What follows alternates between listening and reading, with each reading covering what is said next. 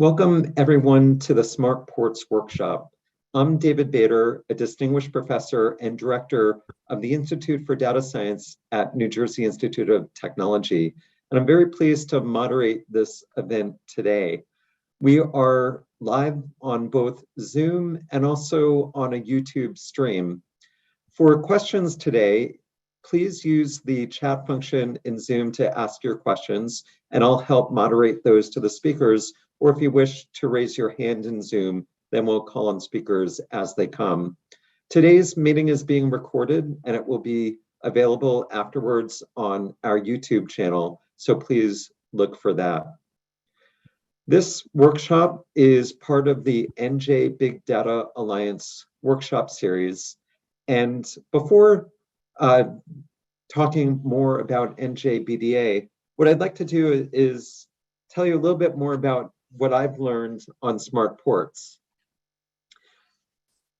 I thought that this meeting would be very intriguing, very interesting. So I went to Wikipedia to see what Wikipedia had to say about smart ports.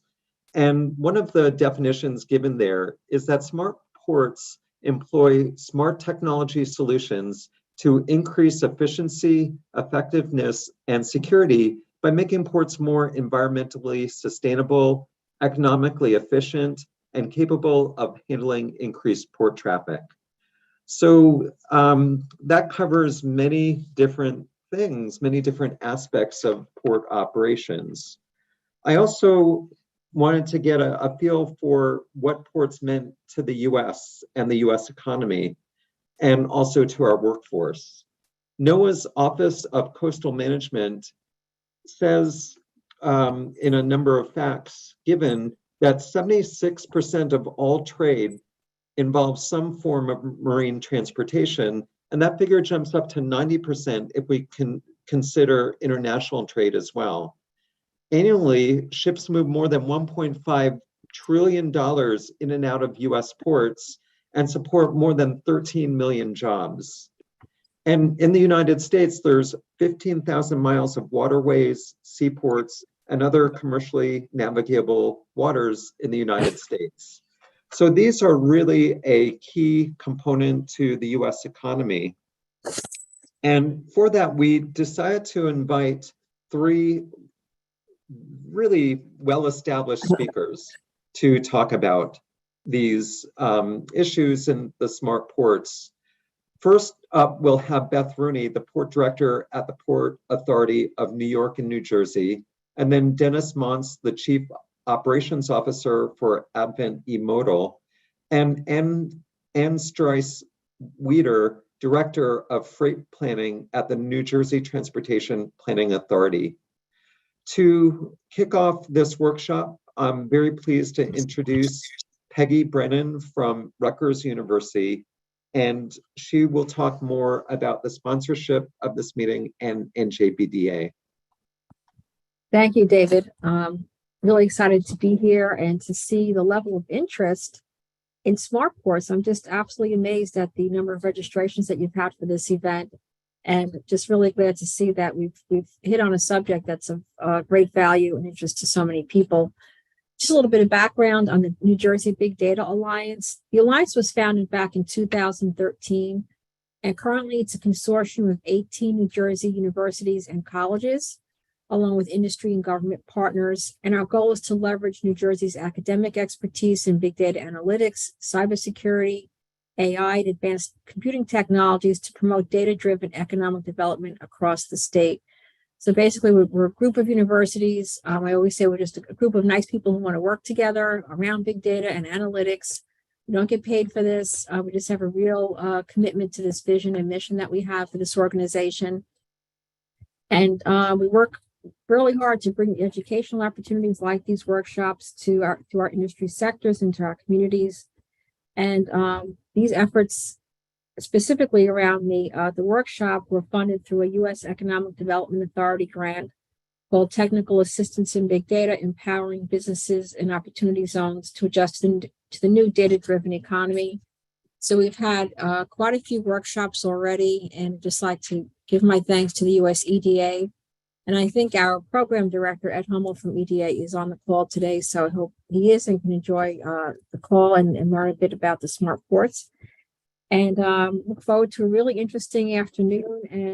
And just encourage everyone to participate, ask questions, and look forward to hearing all the presentations. And thank you, David, for pulling this all together. Thank you, Peggy. So I'm very pleased to introduce our first speaker of the workshop.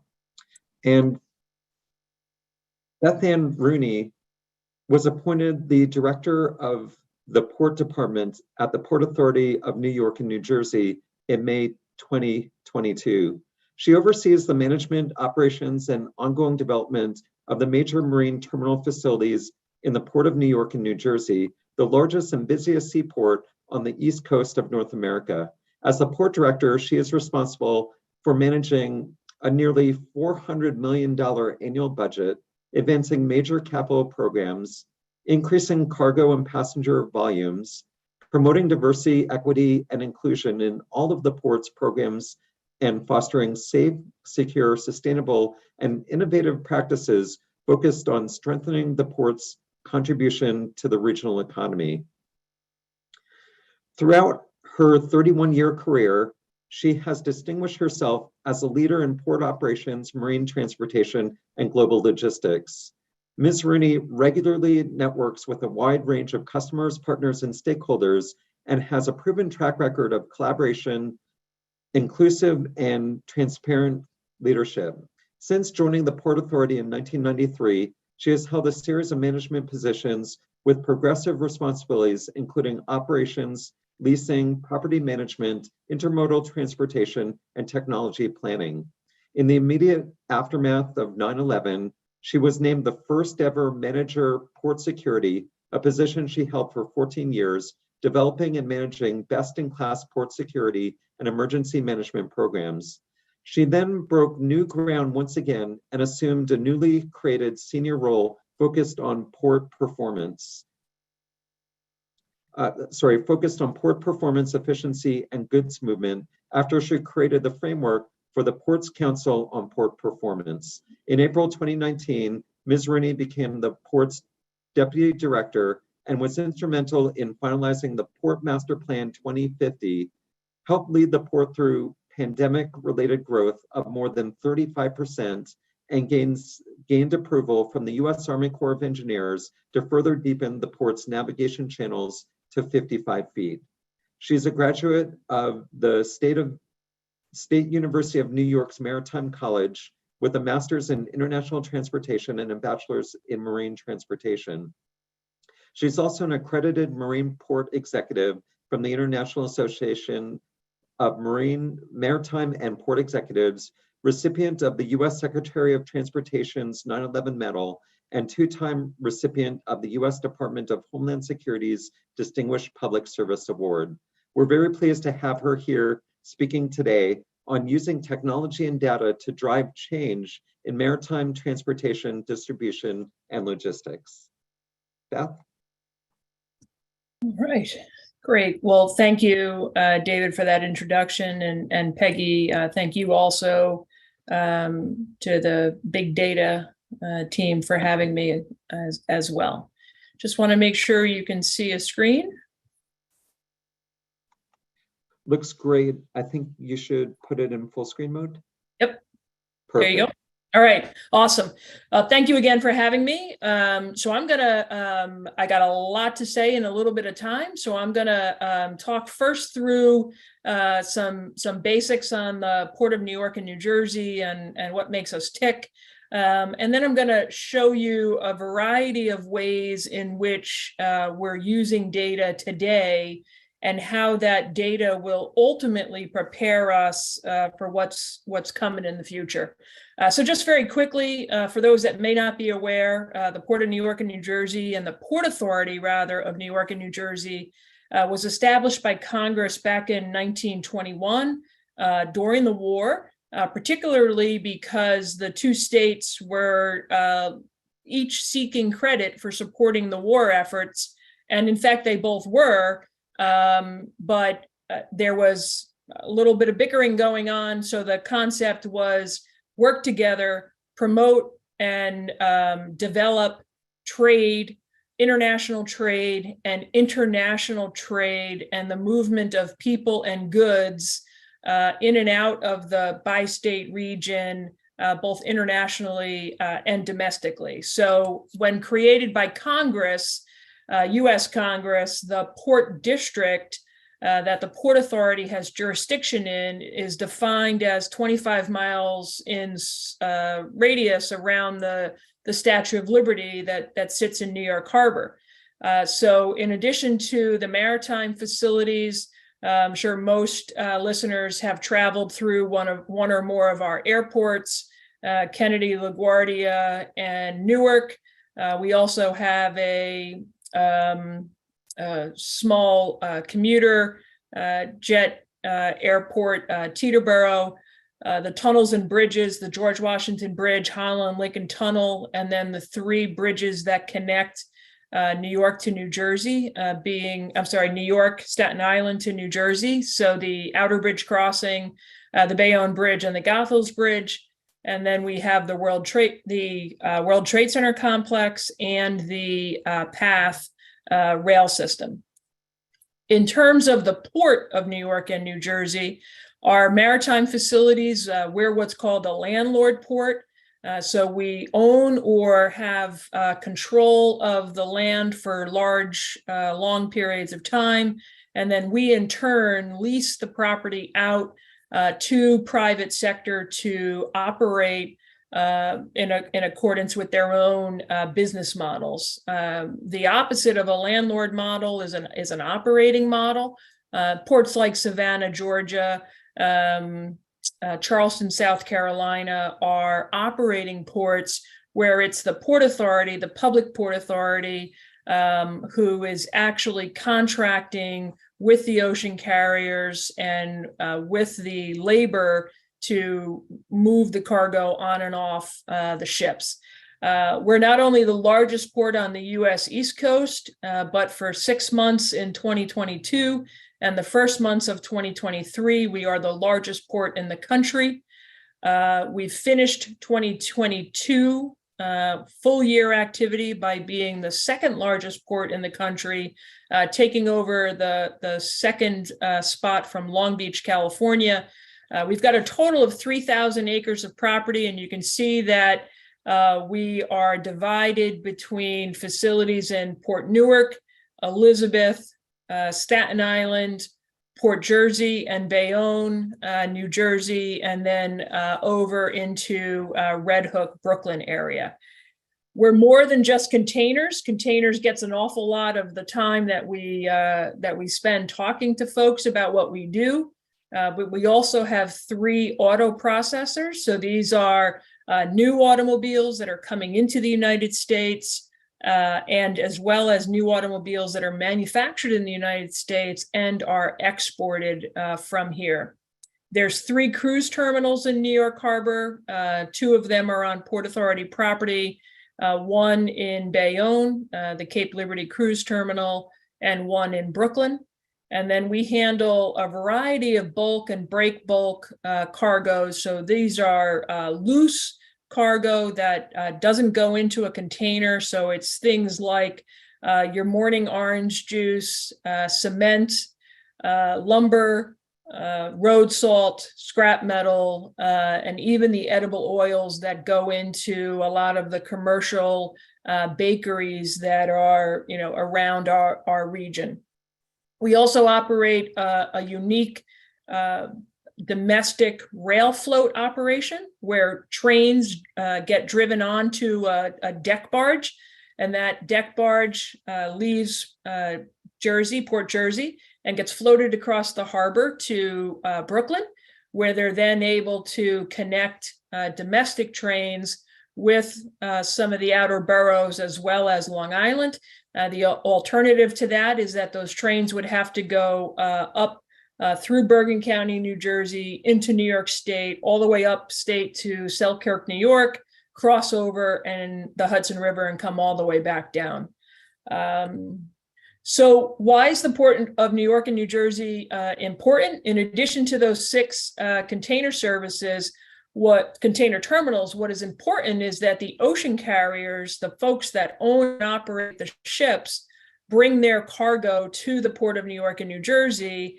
And we have over 51 different voyages that are leaving ports around the world and are directing those ships into New York and New Jersey. And generally, when those ships arrive in the United States, they make a milk run. They make multiple stops along the East Coast, and then they turn around and they go foreign again. And 75% of the time, the ships that call the port of New York and New Jersey are coming here first. And they come here before going to the likes of Baltimore or Norfolk or Savannah or Charleston and many other East Coast ports. They come here first because we have the population of people that are in our backyard that are able to be serviced and serviced quickly when the cargo arrives here. So there's 134 million people in the United States. It's 1/3 of the nation's population, essentially 1/3 of the nation's GDP that is serviced by the Port of New York and New Jersey. In addition to the local population that we're able to serve, we're able to get to the middle of the country. So the likes of Chicago, Columbus, Cleveland, St. Louis, even as far as Nashville, via our rail service that leaves our facilities every day. Again, because of our geography, we are not only serving cargo that is coming across the Atlantic Ocean from Europe, but we are receiving cargo that comes from Asia. The value of our location allows us to receive cargo that comes from Asia, either via the Panama Canal or via the Suez Canal. And we're also able to receive cargo from South America and the Caribbean. Just geographically, if you look at where our California ports are, it is much more complicated and takes a lot longer and is a lot more expensive for our West Coast ports to be servicing the cargo that's coming from Europe and Africa.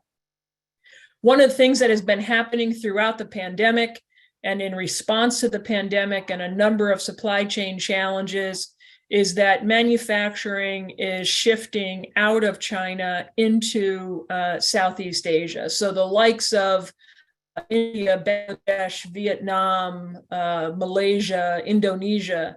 And as that happens, we create a better opportunity for the ships to come through the Suez Canal and hit New York as they come clear across the Atlantic Ocean.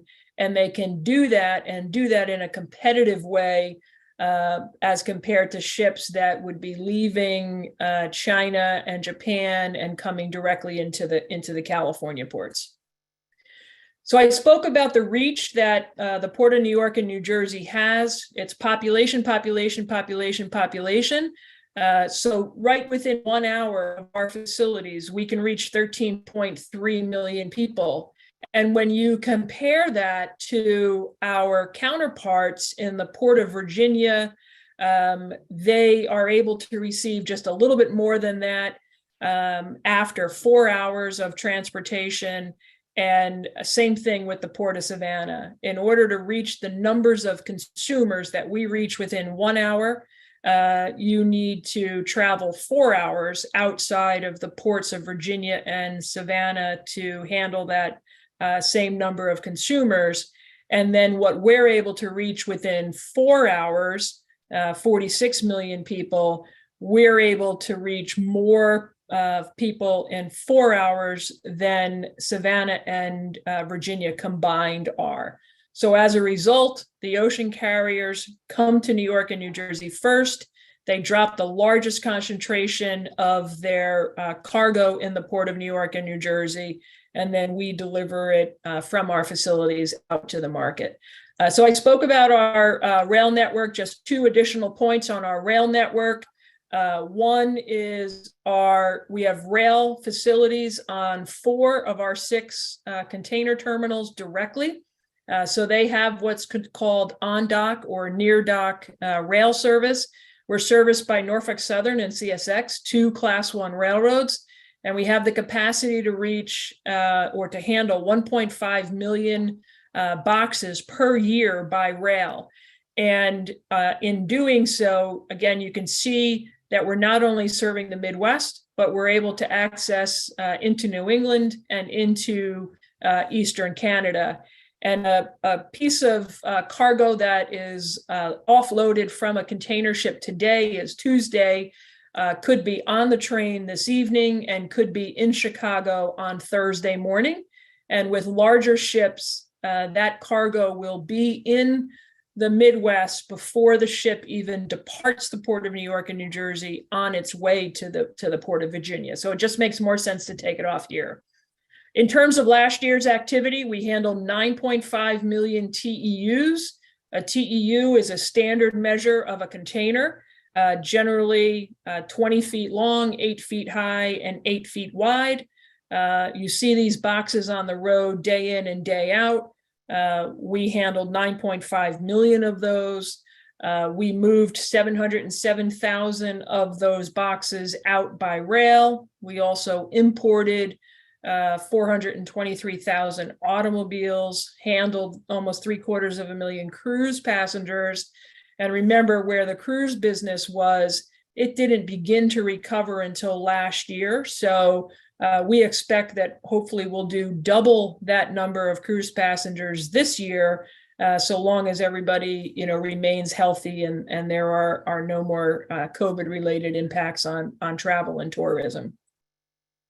So getting into the numbers and the data, so there's just so many things that we do with to manage the port and manage the operations. And as David said, Wikipedia is talking about efficiency and effectiveness and security and sustainability, and we use data for all of those things. So we conducted and prepared a port master plan that was finished in 2019, and based on a variety of micro and macroeconomic factors having to do with population, we forecasted that in 2030, we would handle 9.5 million TEUs. Now remember that we handled 9.5 million TEUs in 2022. So we handled volume in 2022 that we didn't expect to see until 2030. So we have been thrust into the future in terms of the activity that is being handled in the Port of New York and New Jersey. The next important thing, I think, that data has been showing us for the last couple of years is just how volatile and sporadic all of the activity is. So if you look at the blue and the orange lines towards the bottom of the graph here, you can see there's a pattern to that, and that is what we considered the typical seasonality of the movement of cargo, of commerce coming into the United States, where early in the year, we were in what we considered the Chinese New Year, the Lunar New Year timeframe, where manufacturing overseas gets shut down to celebrate the holidays. And then there's the beginning of a ramp up that starts in April timeframe, April-May timeframe. It ramps up even further in July and August, which is Christmas time in the port typically, and then volume drops off again. You can see with the gray line that all bets were off. The bottom fell out of the market. Everything was shut down. And then once there was a reopening, everything recovered very, very quickly and skyrocketed. And then for 2021 and 2022, we were just that much higher in volume. So imagine your business that grows between 2020 and 2021, 18.5%. And then between 21 and 22, it was another 6.5%. So there's just been a tremendous amount of activity and volatility in terms of what's going on. So every ship that arrives in the United States, actually all over the world, every ship is outfitted with a transponder that communicates with satellites. In communicating with the satellites, they are announcing their identity, where they're coming from, where they're going to, and some of the particulars having to do with the ship. We use the data that comes off of the transponders that are on every single ship to track the activity of ships that went to the anchorage. If you saw any of the national news last year and the end of the year before, anything you saw and heard on the news was about the hundreds of ships that were anchored off the West Coast ports waiting to get in. And you can see here that we were tracking that information ourselves. And, up until October, November timeframe of 2021, we had less than 5 ships at a time at the anchorage. I can tell you today that we do not have any ships waiting at the anchorage, and all of the ships are getting in upon arrival and going right to the dock.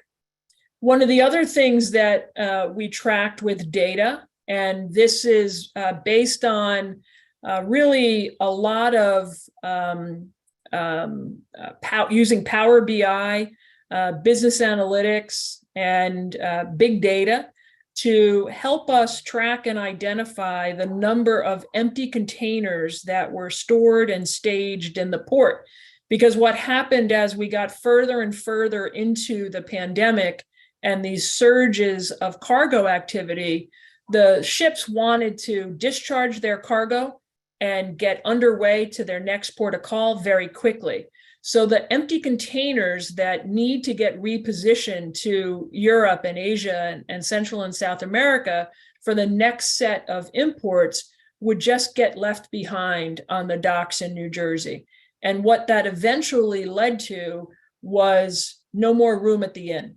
And we got to the point where we couldn't take more containers off of the ships with imports that people were waiting for, because the empty containers were sitting on the dock.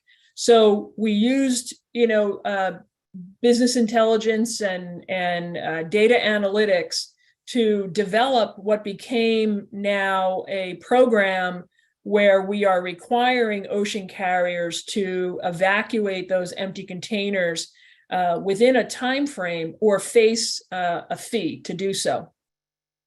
Another use for in our smart port world is RFID tags. So every truck that enters the Port of New York and New Jersey to pick up a container, and you'll hear more about this from my friend and colleague Dennis in a few moments, but every truck has an RFID tag on it. That RFID tag not only identifies for us the type of engine, so how old that truck is, so that we can calculate the emissions that are generated from that truck, but it also identifies and tracks the amount of truck activity that goes on. So we are able to show how much activity takes place at the truck gates of our container terminals, in this example, every day of the week. So our terminals were open every Saturday during the peak volumes. And you can see that despite the terminals being open every Saturday, we were only getting 3.4% of the cargo was moving on those days at a cost of over $30 million. So this data allowed us to be able to go back, to our partners and our customers and the federal government to say, look, we're open, we're ready to deliver this cargo, but it's just not moving right now. So other uses of data, and again, we're a landlord, we're not an operator, but what happens is within the terminals themselves, they are tracking the information that we have here on this dashboard. So for a truck that is only picking up an import container, only dropping off an export container would be considered a single move. If you're dropping off an export container or an empty, and you're picking up an import container, that would be considered a double move. So we track the amount of time that it takes to complete those transactions. We track the amount of time that it takes for those transactions to be completed. We're tracking the anchorage activity. We're tracking how long it takes the containers, once they arrive, to get out onto a train that's headed into the hinterland of the country. Another use that we have in making, using technology and hopefully making the port smarter is with real-time traffic readers, little census readers. They're little hockey pucks that get placed in the street, and it measures the traffic and it measures the flow of the traffic. So we're using the census traffic management systems in our Port Newark Elizabeth complex so that we can identify the best way. And the next use is we use that. I didn't capture that slide. Sorry. We use that information to then inform our traffic lights so that we can measure the speed of traffic and use it as a decision support tool to say, we need to change the timing of our traffic lights in order to speed the flow of traffic through the facilities. We're also able to, with that information, look at the travel time from point A to point B within the complex. And this is an example of just a couple of weeks ago where the week of March 13th, the terminals were all closed on Friday the 17th, not for St. Patrick's Day, but it is one of the longtime leader of the International Longshoremen Association's birthday, Teddy Gleason. And you can see that the week of the holiday, travel time from point A to point B, was very small, very modest. But then you go into the following week where you now have 6 days of activity that has to happen in 5, and the travel time gets to be significantly larger. So we're able to use this information to plan our resources, to plan the deployment of our police officers who need to be out there in the field, on the streets, helping to direct traffic, helping to protect public safety, and be able to keep the roads moving. Just very quickly, what we need to get to is a supply chain that goes from point of origin to final destination being the warehouse or distribution center. And I'm sure Ann will talk more about what goes on in the warehouses and distribution centers. But right now we have a supply chain that is all out of whack. It's the equivalent of the water main that feeds your house, and the pipe is 6 feet in diameter outside of your house. And by the time it gets to your kitchen sink or your bathroom faucet, it may only be an inch, and you get to a trickle. And so what winds up happening is the capacity of the supply chain goes to that lowest common denominator, that trickle that comes out of the bathroom or the kitchen faucet. And where we need to get to is so that the diameter of the pipeline as the cargo leaves the port needs to increase to match the size of our port so that we get more than a trickle. So the challenge that we have before us, not just in the Port of New York and New Jersey, but in the US maritime transportation system, is to increase the capacity of the supply chain downstream to match the capacity of our ports and the fluidity of our ports. And our ability to do that and our ability to make critical decisions to do so is going to be based on having the information so that we can make strategic decisions and also make real-time decisions in terms of planning for resources and resource deployment and whatnot. So I will stop there, David. Thank you, Beth. So let me ask our audience if there's any questions. Please either use the chat or raise your hand if you have questions for Beth. I should say, Beth, this was a very, very impressive presentation to see all of the data analytics and big data that you use for port operations and efficiency. It's really quite amazing. While we wait to see if there are any questions, perhaps you could talk a little bit more about port security. I know that you've had expertise in that.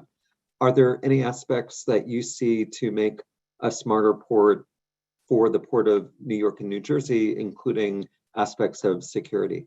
Yep.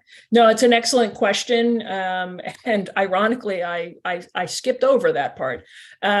So, we've been using, smart technology and data from the early days of security, after 9/11. And obviously the state of technology has changed, just extraordinarily, in the last 22 years. I'll tell you, one of the exciting things that we're doing now is using drones. And, we've got some pilot programs going on now where we're using drones, and the capability and the resolution of the cameras, on the drones are able to see, somebody who leaves a glove, on the dock. So, we're hoping to be able to use, that technology to augment security guards, augment, Port Authority police, be able to help with inspections. A lot of the work that we do, we're required to, put people into, situations that, could be dangerous. So we want to use those technologies in order to help that. We've also been working through a partnership with New Jersey and the commission, the Commission on Israel. I think it's the Commission on Israel Relations, but it's a New Jersey state office, and they've got a relationship with the Port of Ashdod, Israel, and we have a sister port relationship with Ashdod, and we're going to be working with them to do proof of concept projects with a number of technologies. Both in the cyber realm, we're going to be testing a technology that allows us to detect on all the automobiles that we're importing if there's, any microscopic, scratch or dent that might not be seen easily by the human eye, but could be detected, by technology. So always good things going on with regards to security. But as the federal government likes to say, if I tell you the details, I'd have to kill you. Thank you. We do have a couple of questions coming from the chat. The first one comes from, and apologies if I mangled these names, Esteban Emmanuel, who asks, it seems that the Port of New York and New Jersey has many data points. What data are you looking to add to your portfolio and why? Or alternatively, what data is missing that would help you strategically improve? Yeah, awesome. Great question. And I think that is also the perfect dovetail into what Dennis is going to talk about. We've got excellent information on the ship side and the cargo while it is in the terminals and the trucks that are serving the terminals. Where we don't currently have the data is on the cargo that moves by rail and the tracking of the cargo while it is on the rail. And then right now at our facilities, you're able to, in some of our terminals, make an appointment in order to pick up your cargo, but you can't pick up your cargo unless you know that you have a chassis, the wheels that go underneath the container, in order to haul that cargo. So what we would like to be able to do as two of our next data points is be able to track the rail cargo. We want to know what is coming off the ship and needs to go on the rail, so that the rail providers can bring us the empty rail cars when we need them, and we don't have to sit around and wait for them.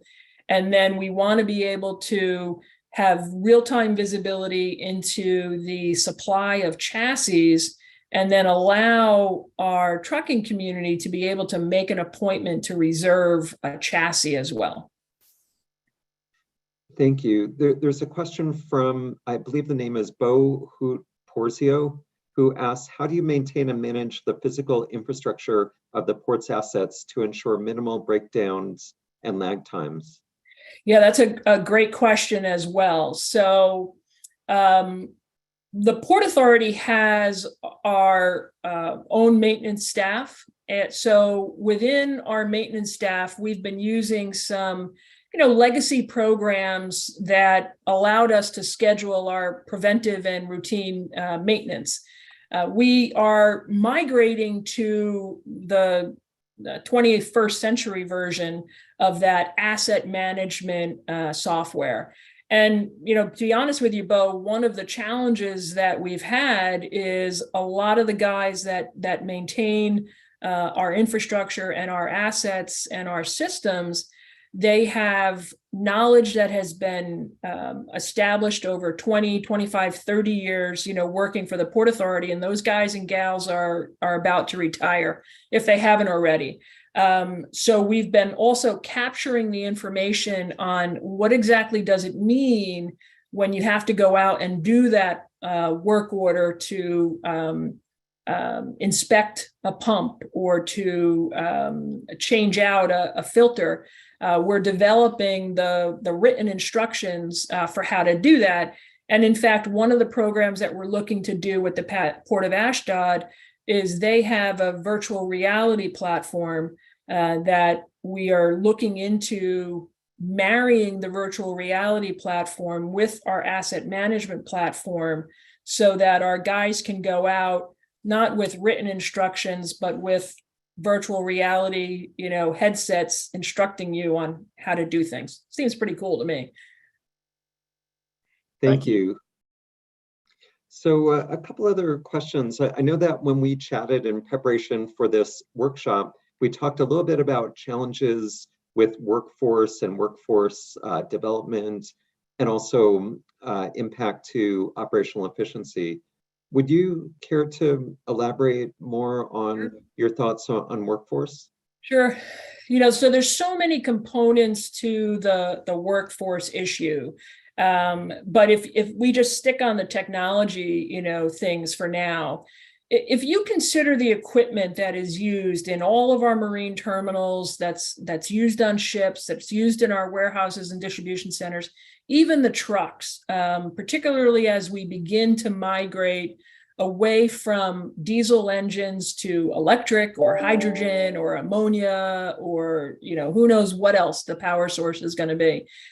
You no longer need folks that are going to get their hands dirty fixing things, but rather you need folks that are going to sit at a computer and type away, or open up a motherboard and change something out, and they can do it in a shirt and tie.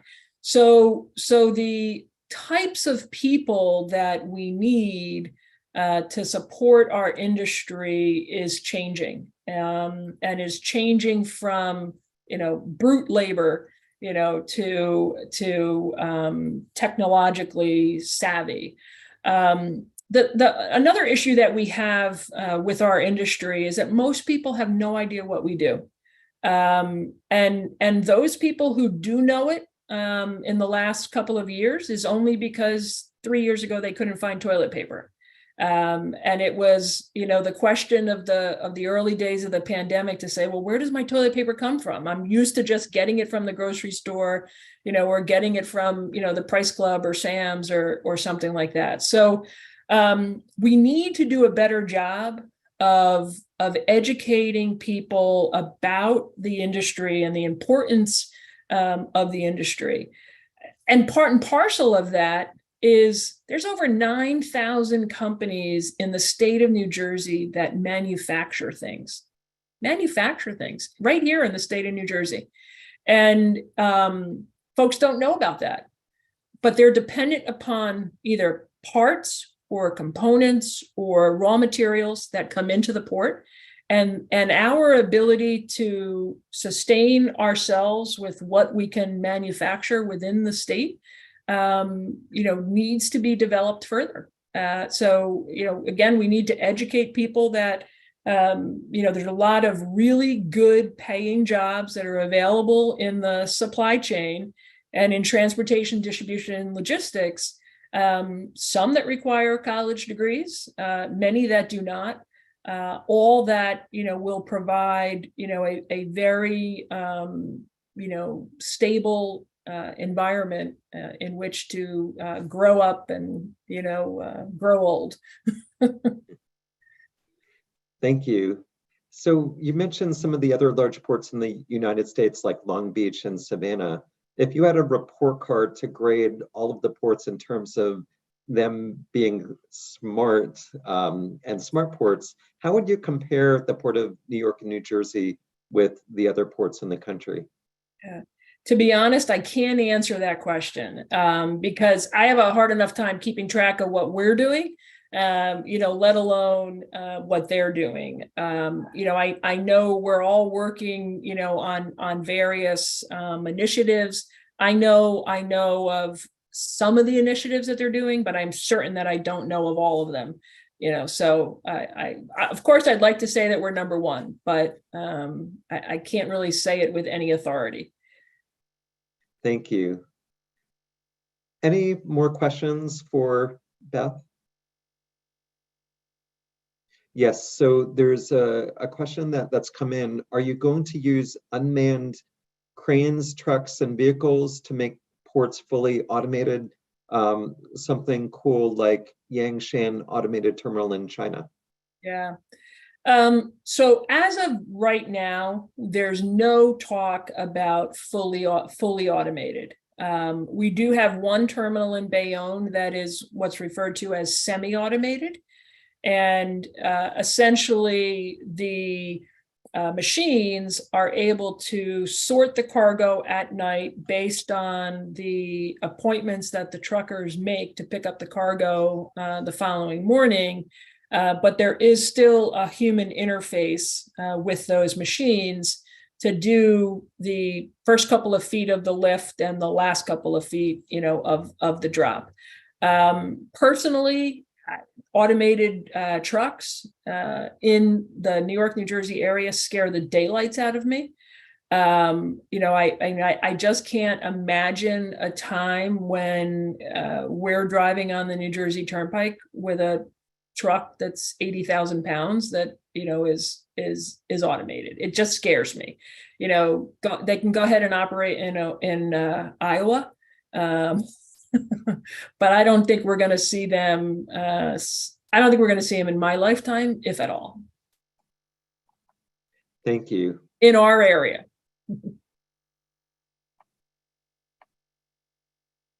So I think that's the last of our questions. I really want to thank you for your deep insights and also your leadership with your directing of the Port of New York and New Jersey. It's just fantastic to hear about all of the uses of data and moving the port to a more efficient, smart port. Again, our sincere thank you for presenting, and we really look forward to seeing the port continue under your direction to see all the improvements in the years to come. Great. Thank you, David. Thank you for having me. Thank you. So we're going to move to our second speaker, and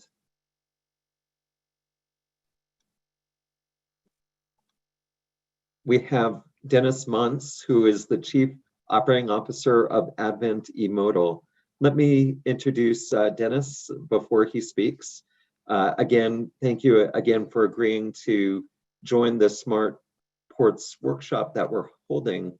Dennis Montz serves as the Chief Operating Officer for Advent eModal, the world's largest port community system provider. He has guided the global growth of the eModal suite of SaaS applications, which currently process over 90% of North American appointed containers and billions in financial settlements. Dennis brings over 35 years of experience in the intermodal, trucking, third-party logistics, and employment services sectors. Prior to coming to Advent eModal, he provided executive leadership for the Intermodal Association of North America, establishing IANA's intermodal information service businesses. Formerly the senior economist for the American Trucking Associations, he is an intermodal marketing entrepreneur operating brokerage and trucking operations, including the U.S. Freight Service, Northeast Freight Express, Matson, Integra, and Roar Logistics agencies. Dennis has worked with Randstad Holding, a $30 billion employment services provider, serving on both the North American executive management and global strategy teams. This included the launch of North American operations, direct leadership of a workforce of over 5,000 employees, and acquisition and integration of over 20 brands across North America and the European continent. His career was launched at the General Motors Corporation in the warehousing and parts distribution division. He has also intertwined a successful series of de novo business launches in banking, retail, manufacturers representation, network television, staffing, distribution, trucking, equipment maintenance and repair, and logistics sectors. An economics graduate of James Madison University, he has a Six Sigma champion with professional development certifications from the Center for Creative Leadership, Emory University, and the Harvard Business School. So we're very pleased to have you here today. Very pleased to have you here, Dennis. Well, thank you. It's a pleasure to be here. It's a pleasure to listen and learn from the other panelists and participate with particularly Beth Rooney, a good friend and a good business partner. I'm going to try and maybe take it down a little bit to talk more from an operating perspective. You know, who are the actors and the players in the intermodal business, how it works. I liked that slide of the water flow getting constricted. And it's not just the freight flow, but it's the information trade that impacts the freight flow. So I would like to explain a little bit about that. And probably the common theme that I'm going to share is the need for interoperability of systems of record. And I'll dig into that a little bit. And really to hopefully exemplify what you had mentioned at the beginning, that, you know, it's really what is a smart port. It's about increasing the port traffic in an environmentally friendly and also cost-effective way, right? So keeping the freight moving, keeping consumers' expectations met. That's kind of what we're all about. This business, my business partner has a saying. He says, intermodal transportation. You know, picking up on what Beth said about, you know, nobody really knows what we do. We're kind of in the background, and once you get in it, and I've been in it since the mid '80s. It's kind of like Hotel California, right? You can check out, but you can just never leave because you just keep getting pulled back in because it is so fascinating and there's so many facets and things going on. I'm going to share my screen if I can because I have a few slides as well. Yep, that's great. Yeah, so here, okay. All right, can you see that? Not yet. Not yet. Okay, share. Here we go. Yes, perfect. Okay, great. And you see it full screen on? Yes. Okay, thank you, Dave. All right, so just give me a second to walk through the landscape and the you know the playing field that we're on. This is a view of import intermodal supply chain. You also have exports, you have empties, and you have domestic, point-to-point domestic moves on the intermodal network. Right now, we're talking about smart ports, right? So, intermodal by definition is a form of freight transportation that uses two or more modes to move or carry goods from a shipper to a consignee, the receiver of the freight. And these different modes of transportation can include rail, air, trucking, ocean freight, carriage via inland, even pipelines, right? Could definitely, or could by definition fit intermodal. But what we're really talking about here is a containerized movement of international freight through the nation's ports. Okay, and to move a single container from manufacturer all the way to a consumer, 15 to 20 minimum handoffs are going to happen to that container. So, and if you think about all the stakeholders, every single time that container changes hands is a possibility for a point of friction or for a point of optimization. And it's either in the physical handoff, the data flow, the funds flow, how people get paid, people holding freight until certain activities happen by other parties. And there's just friction that happens. And the better we can work from the information flow to enable the connectivity of systems of record, the better and faster the freight will move. So let me explain a bit about the stakeholders. So first you have cargo interests, and these are what are called shippers or beneficial cargo owners. They're responsible to put the dollar in the system to move the freight. They are responsible for the cargo that's in the container. And that could be a shipper, it could be a manufacturer, sometimes it's a third party. You have dray carriers. Drayage is, it actually goes back to England in the day when actually horse-drawn horses would dray, freight. And but these are motor carriers now who move containers, and it's called the drayage business. And that's who you see pulling the containers around the port. It's different. It's not the same as your cross-country motor carriers. The logistics are very different. These drivers are home every night, and they're really struggling to how many turns can I get in a day of a pickup and a delivery and another pickup and a delivery, return of an empty or an export as I'm picking up an import. And the more I can get in a day, the more money they'll make and the more productive everyone will be. So we're highly focused on productivity of motor carriers through the terminals. And that gets to the terminal. You have a marine terminal operator. You have someone who is the custodian of that freight while it's on the terminal. They unload the ships and they load the trucks, and they want as fast a fluidity of that freight cargo across their docks, often called quays. Now, that marine terminal operator has a customer, which is the ocean carrier, and it's a carryover name, steamship line you might hear. You might see the SSL as a kind of a shortcut term, but the ocean carriers are running the vessels, and they're moving the freight from country to country and port to port. They operate, as Beth had indicated, on services, and these services are what's called a string, and they call from port to port to port on a reliable and predictable service. You also have non-vessel operating common carriers, and the non-vessel operating common carriers, NVOCCs, they operate like an ocean carrier, but instead of owning a ship, instead they manage space on a ship. But yet they very much are a party to movement of freight. And pardon my dog, somebody's at the door.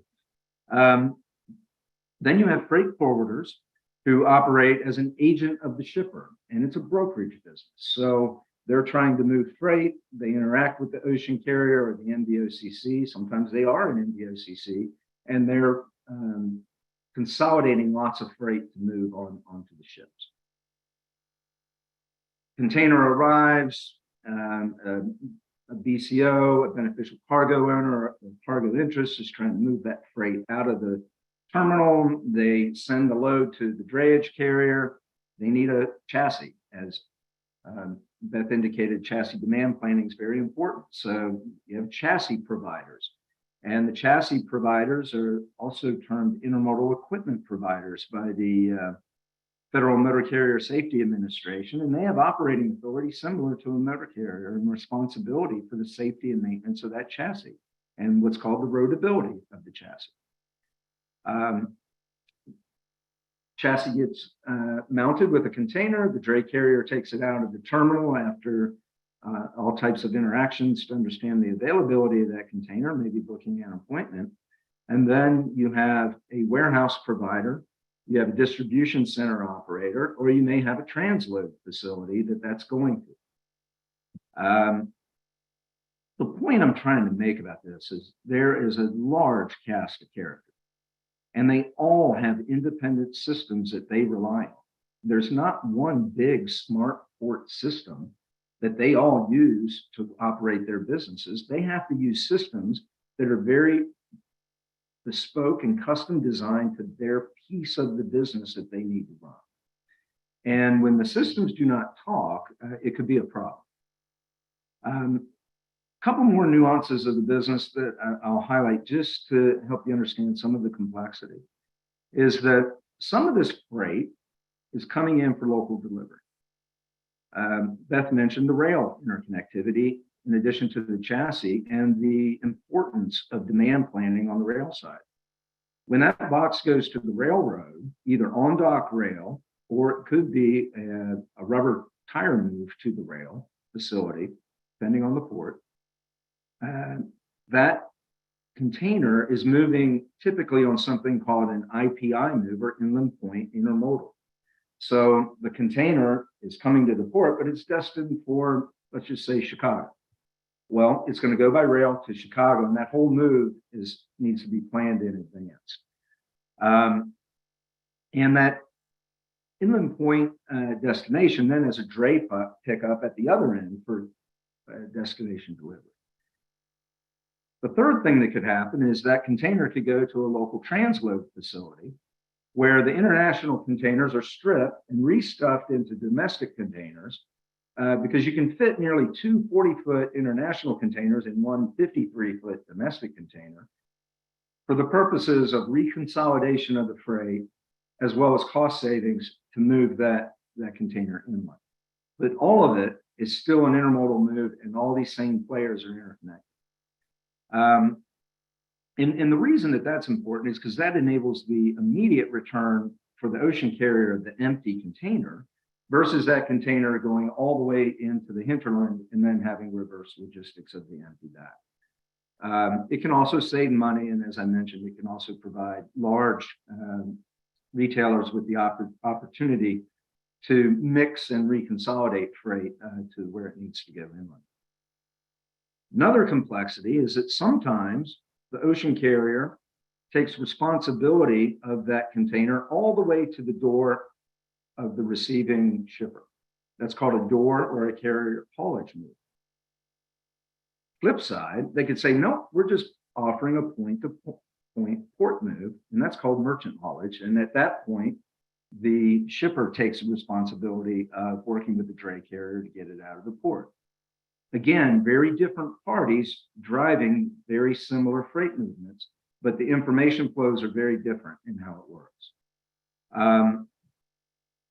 You see on the road, the international containers are 20-foot, 40-foot, 45-foot containers. You'll also see, similar to a regular truck trailer, 53-foot containers that the domestic railroads move. And in terms of the railroads, you either bring your own container or they have equipment programs for intermodal marketing companies who are brokers who then manage the movement of that freight inland. And all of this, there's a limited, time is of the essence.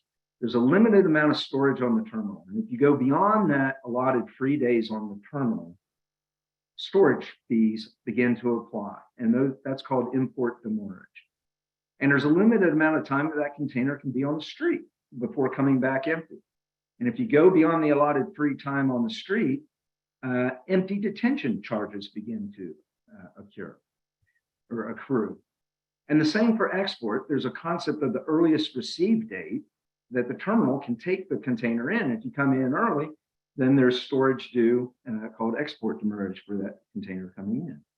So if all actors are not hand in glove, there's a lot of cost that gets layered upon the system that impacts another party downstream. This is just a tip of the iceberg of some of the systems that are involved in this. You have ERP systems, port community systems, transportation management systems, and they have different flavors. The shipper has a version, the carrier has a version. Terminal operating systems that either marine or rail, and the marine and rail need to talk to each other. And these are the systems that the terminal operator uses to optimize their yard and their throughput. You have chassis management systems, rail equipment management systems, maintenance and repair systems. Every time a box goes through a gate, it has to be evaluated. Is there any damage and who's responsible for it and how are you going to pay for it and what vendor is going to repair it? There's drayage truck, chassis, and driver registrations for security and environmental purposes, as Beth Ann noted on her stats. You have gate operating systems that automate the gate up and down based on information received about the mission of that truck in advance. How do you know about that information on the truck in advance? An appointment system, which captures all that information to automate the gate and to prepare for the mission of the truck so that you can housekeep the containers to not dig through the stack to be able to give the trucker the proper box. There's fee collections, there's payment facilitation for customs, the demurrage, the detention I mentioned. Once it comes out of the gate of the marine terminal, when it gets to that transload or that first receiving warehouse, there's a yard management system. There's a warehouse management system that needs to sync with all the information. There's inventory management systems and order management systems that tell the ultimate consumer where their freight is in the movement of the overall goods. There's track and trace capabilities, et cetera, et cetera, et cetera. So very disparate and disconnected systems. But the interesting thing about it too is that they're mostly connected today through EDI, right? Versus real-time interconnectivity in APIs. And this causes data latency and it causes information integrity issues. So the point I'm making, it's a little messy, right? And practitioners like me and my colleagues, we've been working our whole lives to try and mop this up and remove friction. And, you know, I personally, I've got 4 boys, 3 are, you know, out of the house, 1's still in. But when I think about back in the day when they were little kids and I'd go upstairs and I'd open that toy closet, I mean, it was just messy. Pieces and parts everywhere, not from the same game set, all mixed up, right? And that's a little bit what the information trade is like in the intermodal business, if you don't pay really close attention to it. And so intermodal systems and process can be similar to that. The intermodal container handoffs experience this intense friction due to competing stakeholder operating processes, right? So what optimizes one player might sub-optimize another. And there's a lack of system interoperability. There are manual user interfaces and data integrity issues. And that's what we work to solve every day. And it's exemplified, you know, recently there's been a lot of legislative activity, regulatory rulemaking, public data initiatives, and projects. As a result of when we had all the congestion through the pandemic, somebody opened the closet and turned on the light of all the skeletons in that closet, and people were trying to see, what can we do about this? And so each supply chain participant works independently to optimize capacity, and they have a shared goal of speeding profitable container movement. Everyone's incented for that. But like I mentioned, an optimal process for one party might not be optimal for the other, and that creates an inefficient manual exception handling as the norm. And maybe I'll share one example relative to appointment setting. So let's just say we're making an appointment as I'm a dispatcher with a motor carrier, and I'm making an appointment to visit a marine terminal. And the terminal organizes those appointments and the availability of those appointments to optimize its yard and capacity to move the containers off the top of the stack. Now, the motor carrier dispatcher, they may have a different priority of what box they want to pull, and it could cause the terminal operator to have to dig down in the stack because it's not the optimal box to be delivered from a terminal operator perspective. And the motor carrier's capacity and plan may not align with what the shipper when they want to receive the freight. They're going to say, when's the best time I've got a truck available, I can get it out of the terminal. Man, it has nothing to do with when Amazon or whoever else wants to receive that box. So they get it out, they deliver the freight. After it's delivered, the terminal operator may say, you know what, if you're going to bring an empty back, I need to know the container number of that empty you're going to bring back so that I can prompt an appointment and automate my gate. But the motor carrier is going to say, well, you know what? I'm taking this box to Amazon or wherever, and I'm going to pick up an empty. I have no idea what container number empty they're going to give me. So, and they may not know exactly where they need to return it based on empty return instructions. So all of a sudden you've got a little friction happening here as to, you know, what's going to happen in the information they need to provide. And it eliminates the possibility of booking an empty drop and an import appointment all coordinated together. So that information flow needs to be improved between the parties so that all this can be automated and remove all the manual interfaces. Now, let's just say that motor carrier missed the appointment because they were unable to pick up the box on time, or the traffic on that Monday after the 17th was pretty bad. And now the marine terminal operator, anticipating that motor carrier to arrive, has excess labor, excess capacity costs, and the shipper has storage to pay because the container had to sit an extra day past the last free day. And if there is detention or demurrage due, what happens? Automatically a hold on the freight happens.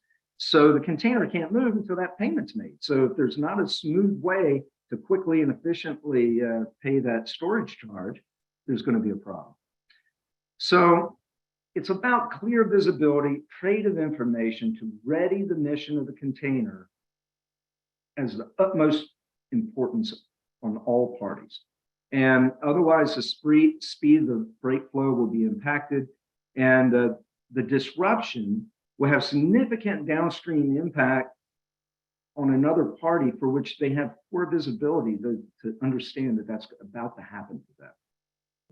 So, go to the next slide if I may. So how can value be created here? The upside of all of this, even though it's a messy problem, is that intermodal operators are commercially incented strongly to create customer value through increased data flows. And a single version of truth of the data does exist. And it lies within the executional tool sets that each of these stakeholders have. So when I showed you that list of all the different systems, each of those systems has a version of truth relative to that stakeholder. And currently, those systems are deployed across operations at arm's length in a disconnected manner. So as an industry, and when I think of big data, I think less of big data stores. I think of operational switchboards to focus on establishing real-time messaging and communication standards between these operational systems of record that will most efficiently and cost-effectively drive information sharing and freight flow. So it's more than just visibility, it's timely data feeds to these executional tools. And then when you have that interconnectivity, you can then start to automate manual user interfaces and processes that'll move freight. And the information, the beautiful thing about it for me is that when you funnel it through an executional tool set of record, the information organically gains integrity because data gaps are immediately rejected, they're managed, and they're cleansed as an exception emerges on the spot. Versus putting a bunch of data in a data store, and it comes to rest in a central data store. And even for a moment, if it comes to rest, latency and decay materializes and places all the dependent parties at risk. So there is value in central data stores for predictive analytics, both at the operational and industry level. For instance, if I can predict that a box will dwell or discharge a vessel, or how long it'll dwell on a terminal due to factors like what's the commodity, who's the shipper, what carrier, receiving behaviors of the shipper, I may be able to wring more productivity out of the system due to more efficient stacking or load planning or understanding of what's going to happen to that box predictively. And that information can rely on central data stores. However, to operationalize it properly, it needs to be deployed at the operator level. But yet at the macro level, to some of the things Beth talked about, you can look at consolidated, anonymized data that can be used for strategic planning of infrastructure and commercial planning, right? So there's a lot of big data initiatives that could happen around that. But we don't first focus on interconnectivity of the system of record and have proactive incentives for that to happen, to interconnect these existing decentralized operating systems. Those incentives will trump the building of the first approach in our industry of 10, 20 years ago, which was building what I call big Death Star data repositories, and instead look at an information highway, but the information highway emerges as an API switchboard versus a rest stop for information in transit. You don't want to stop it.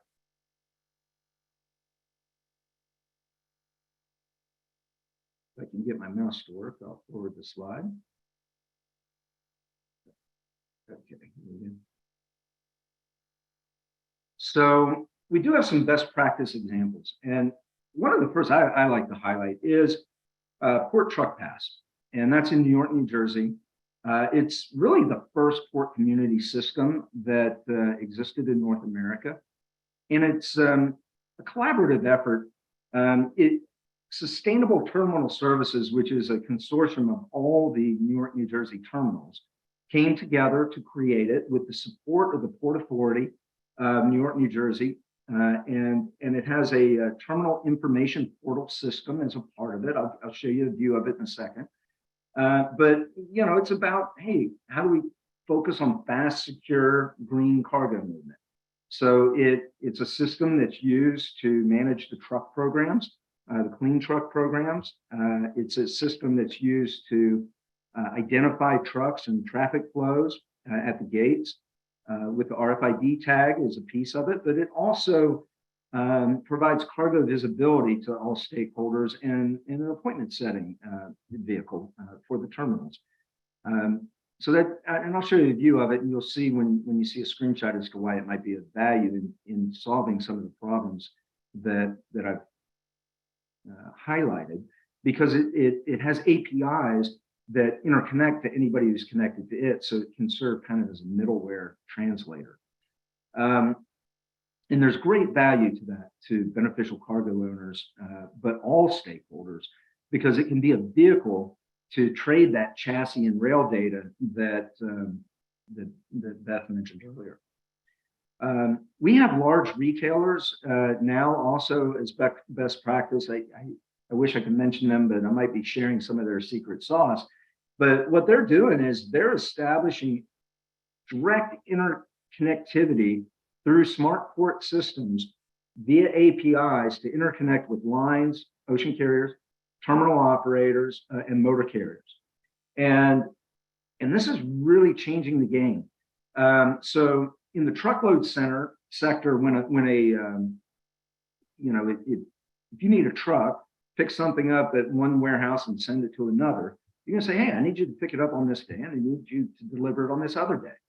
And everybody understands that. There's a freight rate associated, and if the truck gets delayed, there's accessorial charges, but it's all very set.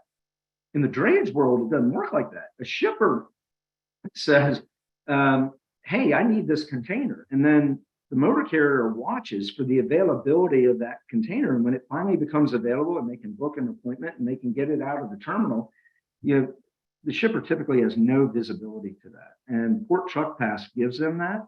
But it also gives them the ability through APIs to take control of it and say, hey, dray carrier, I'm going to book the appointment on your behalf, and I would like that appointment to be on this day before it goes into demurrage and when I want to receive it.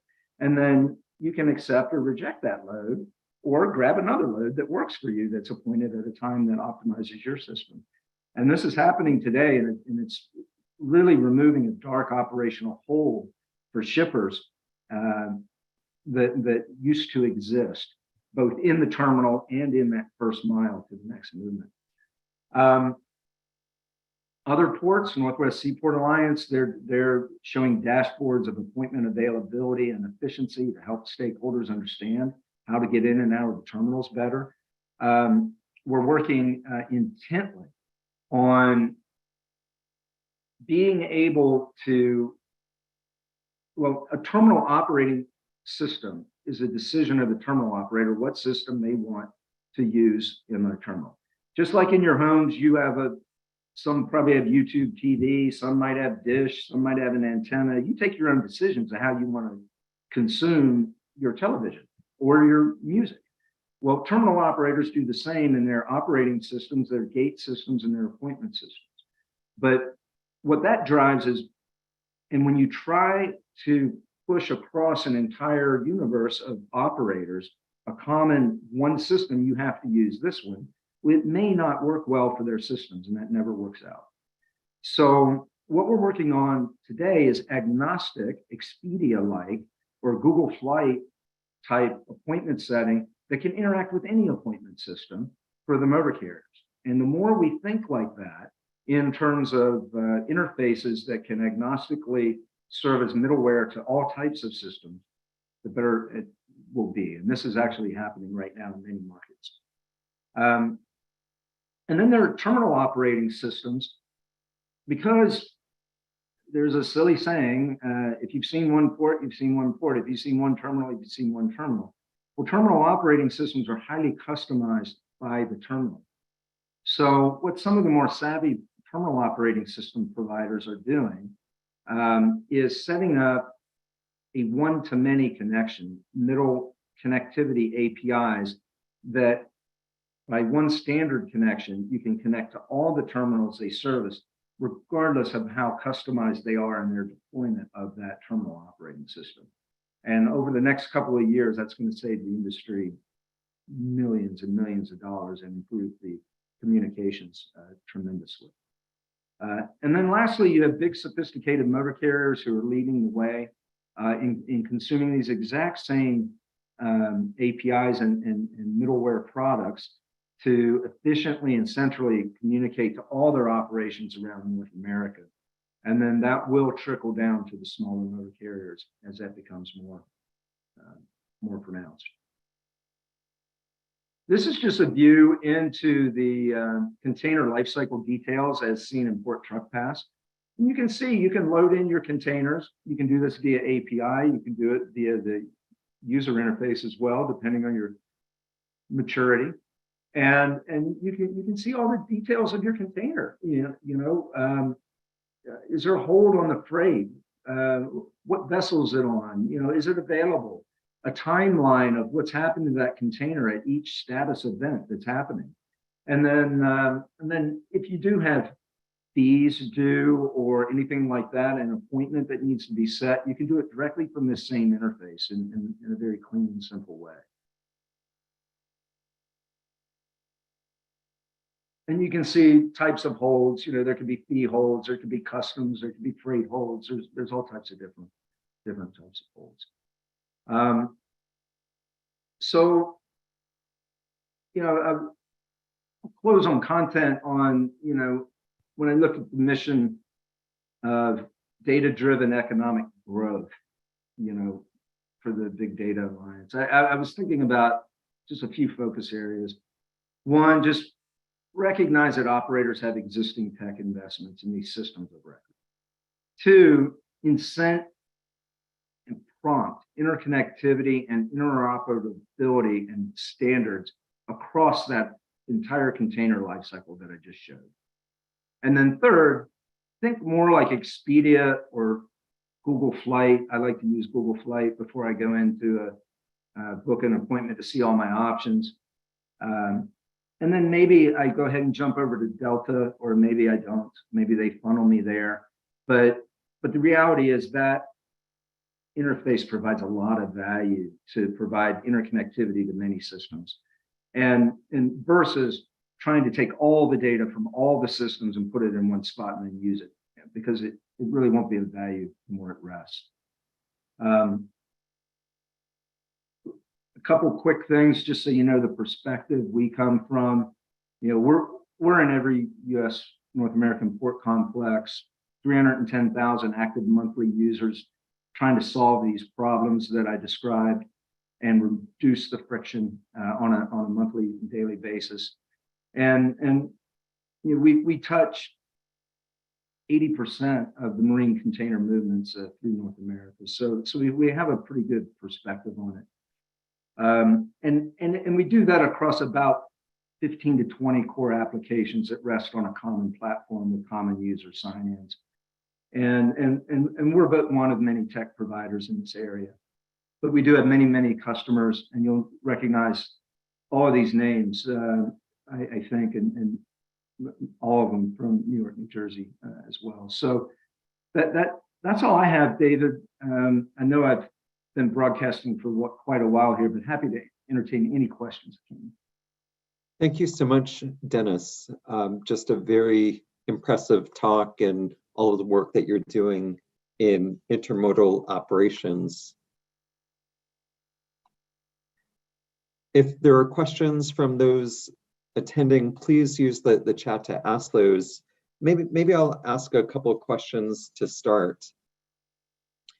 One question that I have, you mentioned earlier that looking at goods and containers, there may be 14 handoffs from the manufacturer to the end consumer. So it sounds like a lot of friction there.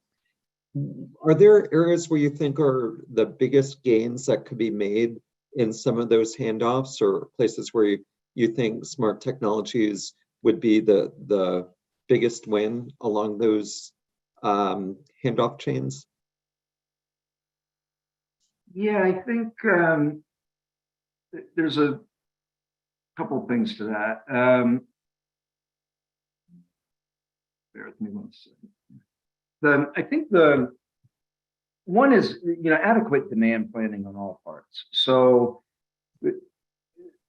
start at the macro. I was at Norfolk Southern's headquarters last week, and we were talking about this very issue. I'm excited to bring some of their ideas forward to the bi-state New York, New Jersey area, because as much as all the stakeholders in the port community need to understand, hey, what's going to flow to rail and what's flowing off the rail back at us, they have the same issue, right? And they need to know what's coming at them off the water at a much earlier stage than they get today, which is very late in the game after it's landed on the marine terminal. Likewise, they're bringing up these well cars that move the containers from Virginia area. And if they're not adequately planning, you lost a couple of days in transit just to move the car to move the box. Likewise, the same on all the information, what's coming back on the rail relative to empties, evacuation of empties and exports.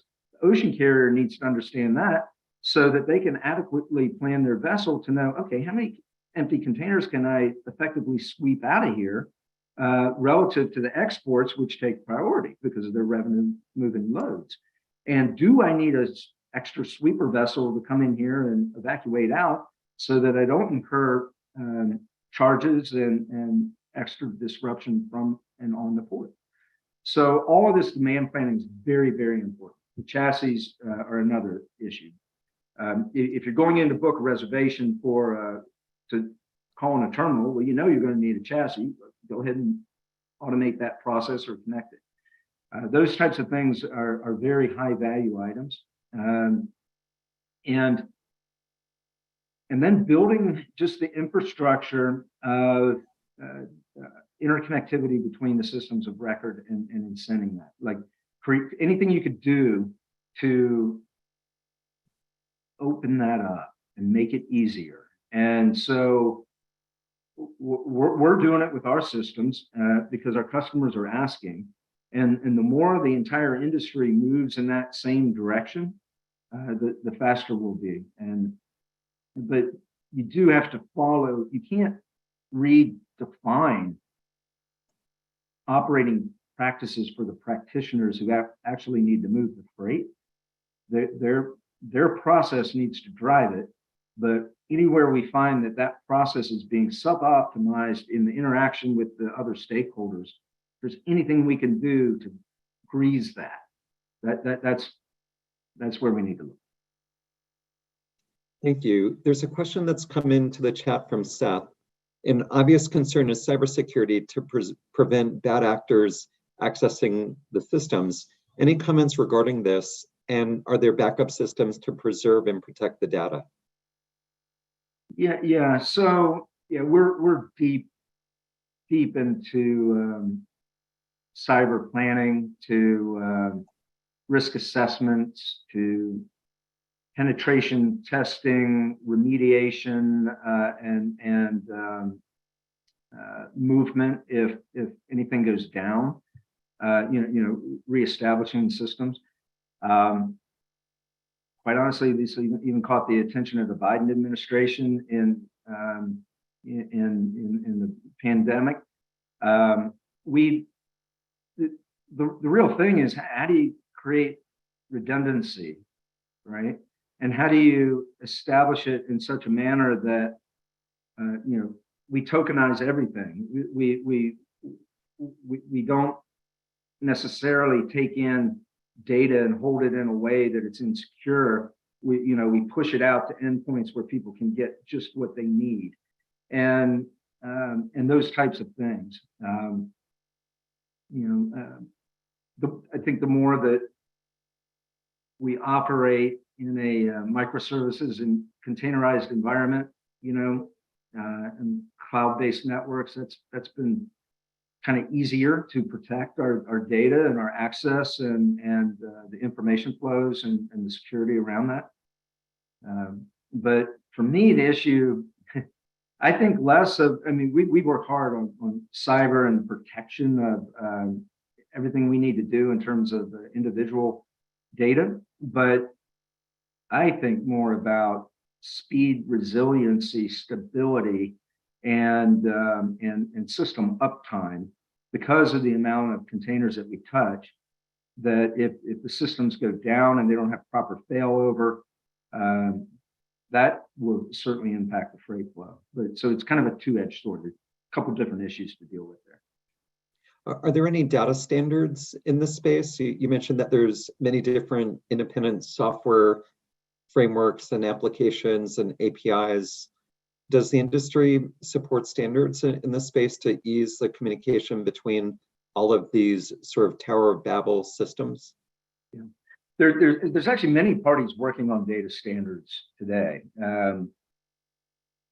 Some in concert, some in parallel, some in duplication. But so if you look back, we had, like, look at EDI, right? So EDI has data standards, but I can tell you, interconnecting with all these cats, there's so much variation in the EDI interconnectivity of how people use certain segments and what So it's directionally guided, and it is for the most part standard, but there's a lot of variation as well. And so as you start to look at API standards and things like that, you have the same things happening. What I'm enjoying seeing with the bigger technology companies that we're dealing with in the space is that, like I described on the terminal operating system, right? So if you have a terminal operating system that's deployed over 200 or 300 locations, and every one of those implementations was done in a custom manner, but they come along and to solve a business problem, they say, hey, we're going to stand up this interconnecting standard API into all of these terminals for this set of data information. You just made a movement in the market that's market driven from what the market's asking for and what people are entrepreneurially providing versus placing a standard on somebody. But now you take it to the next layer. Let's just say you had 4 or 5 of those kind of companies, and they can sit around the table and say, okay, here's how we're all going to trade that information in a similar way.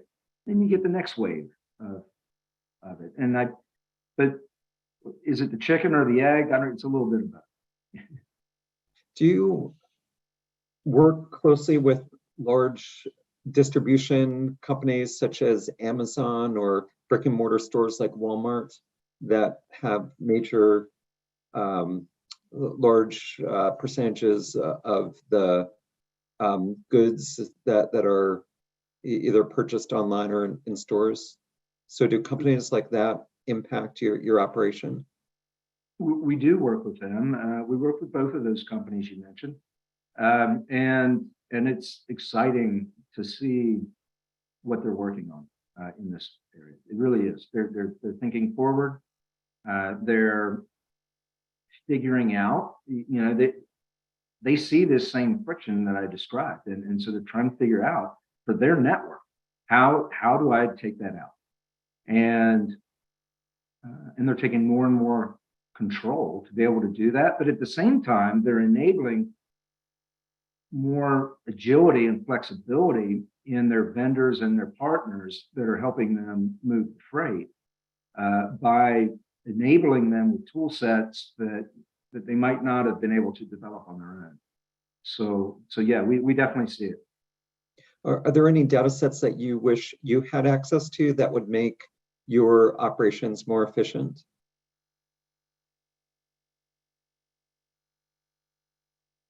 Yeah, the answer is yes.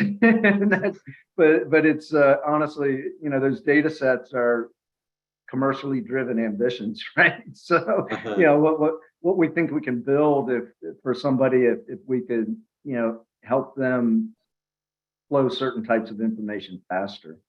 I guess at the macro level, what I could say is, you think about the container life cycle, and it moves in and it moves out, and you've got all these people interconnecting to it with their systems and their operations as that happens.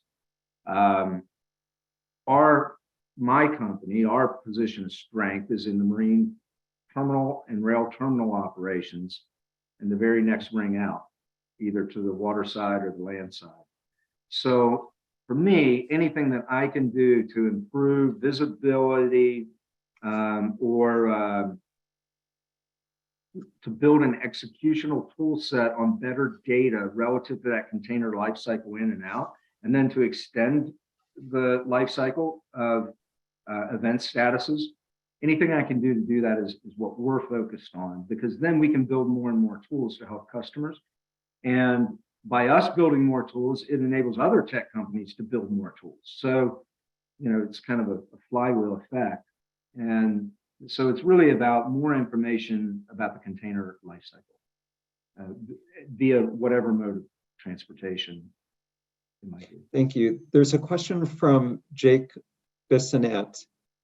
With the ports that eModal works with, would you say that they're all shifting to or able to shift to more smart and digitized operations, or there are some ports that are reluctant to or facing roadblocks in achieving this digitization? the answer is more the former, that more are shifting to digitized operations, digitizing manual processes, paper, money flows, et cetera.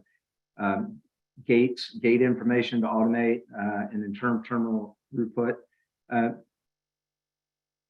it gets back to what Beth was mentioning about landlord port authorities and operating port authorities. It's really happening in the operators. So the marine terminal operators, be they a port authority or an independent company that operates a terminal under a landlord scenario like New York, New Jersey. And so it's terminal operators who are seriously investing in this. And then what the port authorities are trying to do is how can they incent that investment? And are there areas where they could have overarching digitization to help in terms of infrastructure strategy, in terms of commercial strategy for the gateway that will help? And that gets to more anonymized, higher level macro data than reaching into the specific operational aspects of an individual container. Thank you. There's a question that comes in from Michael Vantersloos. And just to expand upon it, we've heard a lot about blockchains that would be revolutionary for tracking and logistics. In your experience, are blockchains a true enabler, or is this just hype? I think if you roll back 5 years, there was a lot of hype, and very little enabling. I won't mention the conferences, but if you know where those conferences were and all the blockchain technologists were coming and speaking their wares and their concepts and everything that was going on, all of those companies have pivoted out of blockchain today and are doing something else. They got a lot of money raised, and then they had to, scramble around to really figure out what they could do. And some of those companies have failed and some have not. But I wouldn't say blockchain is pure hype. I mean, there's a role and a place, but I don't see the blockchain becoming the ubiquitous, everything's going to run on a blockchain, right? It's going to be more in my private deployment of blockchain type technology that helps me as an operator.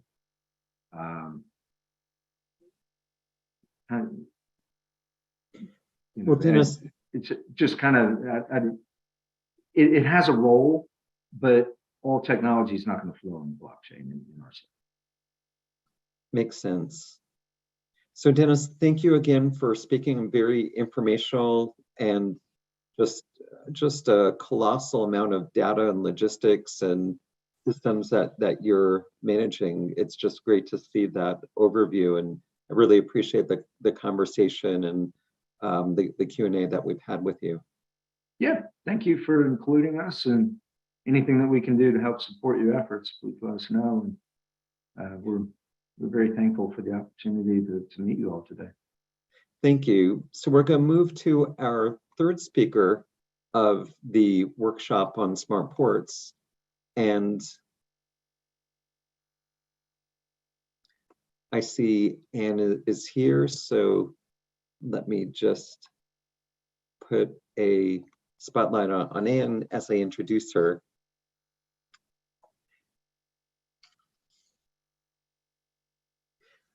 Anne Strauss-Wieder is Director of Freight Planning at the New Jersey Transportation Planning Authority.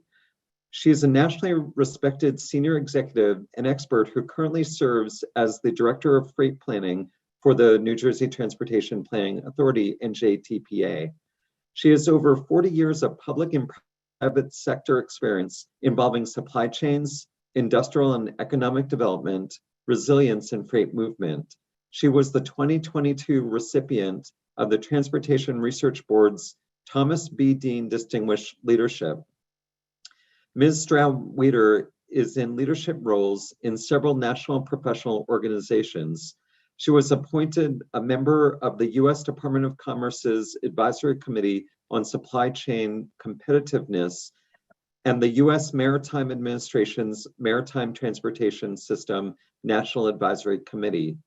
She also teaches a graduate class on freight and public policy at Rutgers. Ms. Strauss-Weeder has a BA and MA in Regional Science from the University of Pennsylvania and was a 2010 Lead New Jersey Fellow. We're very pleased that she'll be speaking on the potential roles of information and technology in meeting customer, regulatory, operational, and community needs and goals in smart ports. Anne? Thank you, David, and thank you, Peggy, for including us in this conversation.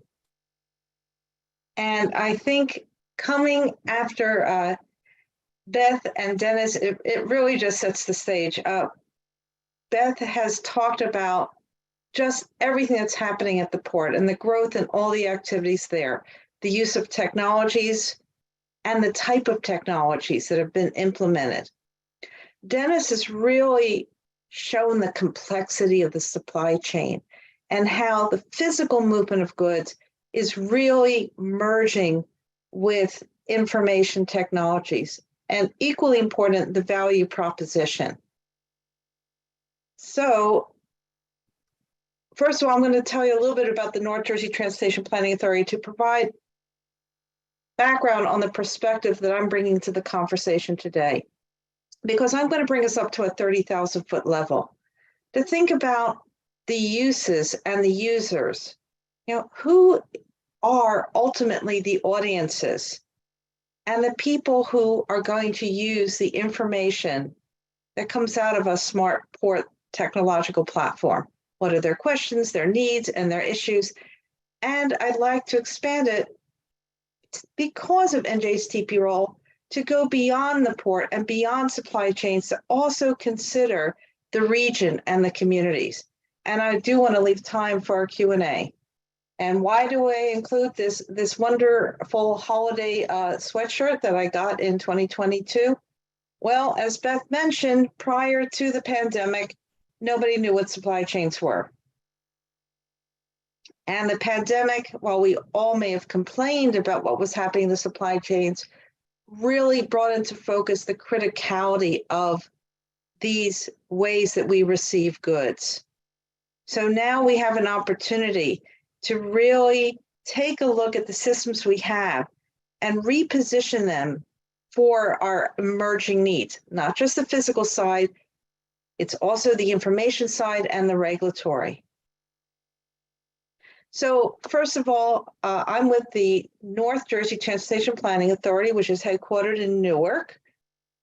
And we represent the 13 counties in northern and central New Jersey. It's probably an agency that many people here have not heard of, but it serves a very important role. We are the federally mandated conduit for federal transportation dollars.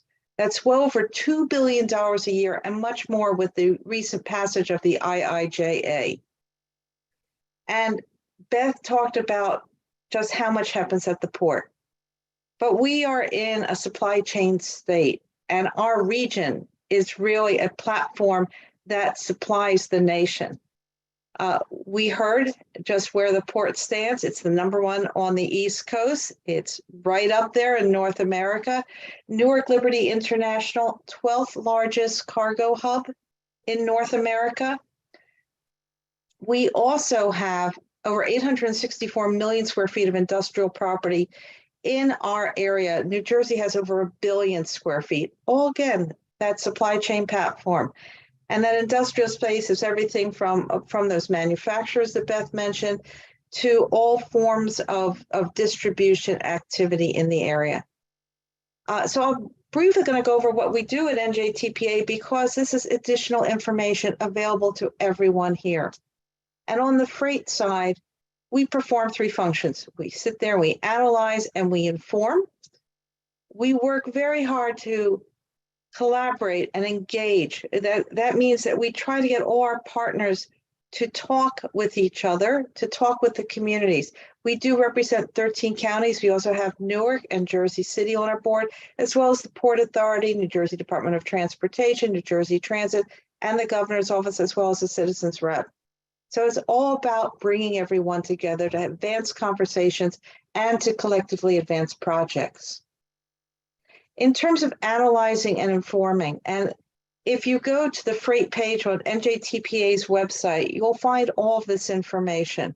We do have something called the Freight Activity Locator, which has in that application all of the work that we've done in terms of profiling freight movement in each of the counties in our area, as well as our most critical supply chains. And I note one of the ones here, most recently, we looked at e-commerce. And by the way, we found new data sets for trying to figure out all the truck activity associated with e-commerce because it was missing in analyses that people were doing. And we know how it's important to us. We also have to forecast out as part of what we're required by the federal government about what freight's going to look like out to the year 2050. So that means in addition to looking at what is, we have to look at what could be and what are the trends and trend breakers. And that's why about 2 years ago, we did look at the pandemic and what it meant in terms of freight. And we do try to keep as the most current information as possible on our website. Again, I mentioned we collaborate and we engage, not only within our region, and I do want to give a shout out to Beth and her role in creating the Council on Port Performance and everything that's happened because that exists. And we are very honored to be a member of that council. We're also part of the MAP Forum, which is a coalition of 10 MPOs in New Jersey, New York, Connecticut, and Pennsylvania. And within that group, we have the Multi-State Freight Working Group. And we have done workshops and surveys. We just held one on offshore wind development, a very important new industry off our shores, and what that means in terms of regional planning and transportation. We also get together with our subregions, our counties, and our municipalities. We go out collectively to freight facilities and we discuss freight issues and again, try to get people to work together. And then every other month we have a Freight Initiatives Committee meeting. In fact, Beth is one of our speakers on our April 17th meeting, which is our annual port update. And again, as I said, we advance the conversations on critical matters. We've been looking at truck parking, something that is important at a national level and a regional level, and something that often goes unnoticed in terms of making sure the freight moves. And we did create a tool. We basically call it Freight as a Good Neighbor tool or strategies for communities. I'm going to come back to that in a moment. And we also work very hard to advance freight projects. We don't just study, but we try to advance them to shovel-ready status. Examples of that is our Freight Concept Development Program that looks at projects and recommendations that have been sitting there for, in some cases, 30 plus years, puts them through what in New Jersey is called the concept development effort to come up with a preferred alternative. And eventually that goes into engineering and then can go into actual funding and operation. There's a picture on there of downtown Dover in Morris County, where there are numerous grade crossings right in the middle of downtown. Doesn't do much for the community, doesn't do much for the rail operators, certainly doesn't do much for the customers on the railroad. That was one of the projects in the pilot phase of freight concept development, worked up a preferred alternative that helped everyone. Morris County applied for engineering money. That's being done now, and they're setting the stage to get additional money to remove those grade crossings and help everyone in the process. We've been a state and a region that's had freight infrastructure for decades, or I can say centuries. Beth didn't mention we were the birthplace of containerization in 1956, but we also have legacy rail systems that don't necessarily meet national standards. So we have looked at where those impediments exist, either in terms of weight or dimensionally for direct rail access to areas. And we've just finished an analysis of about 65 rail grade crossings to see which ones may need a new look, not just from a safety perspective in terms of rail, but also from a community, because with longer trains and potentially longer times when those crossings are closed, there may exist a need for communities to replicate emergency services on both sides of the tracks. So we are looking at all these. So let me go over to SmartPort. And as David mentioned, please post your questions and comments in the chat box while I'm talking. And David, I very much appreciate you going to Wikipedia and looking up an example of SmartPorts. And I want to provide to you the definition used by the Port of Antwerp. And if people would like, after the workshop today, take a look at the Port of Antwerp's website on their Smart Port initiative. So their definition, which is here, is a smart port is one that brings together economy, climate, and people. Smart technologies and digitalization play a key role in a smart port, and we've opened up our port as an innovation platform for these new technologies and working with players to create the port of the future. Their technology platform includes drones, includes sensors, but thinks about the users that are also outside the port system. So again, let me take us up to a 30,000 foot level. And I think this is critical whenever we talk about assembling data and figuring out where the value proposition is. And we've heard a lot from Dennis and from Beth about potential uses, shipment status, all sorts of operational status, whether we're talking on the waterways, at the terminals, leaving the port, safety and security. Again, Beth mentioned the drones in use. Environmental monitoring. This is something that the Port of Antwerp mentioned in the use of their drones and sensors to look at possible emission sources and rectifying them right away. And we can also talk about resilience.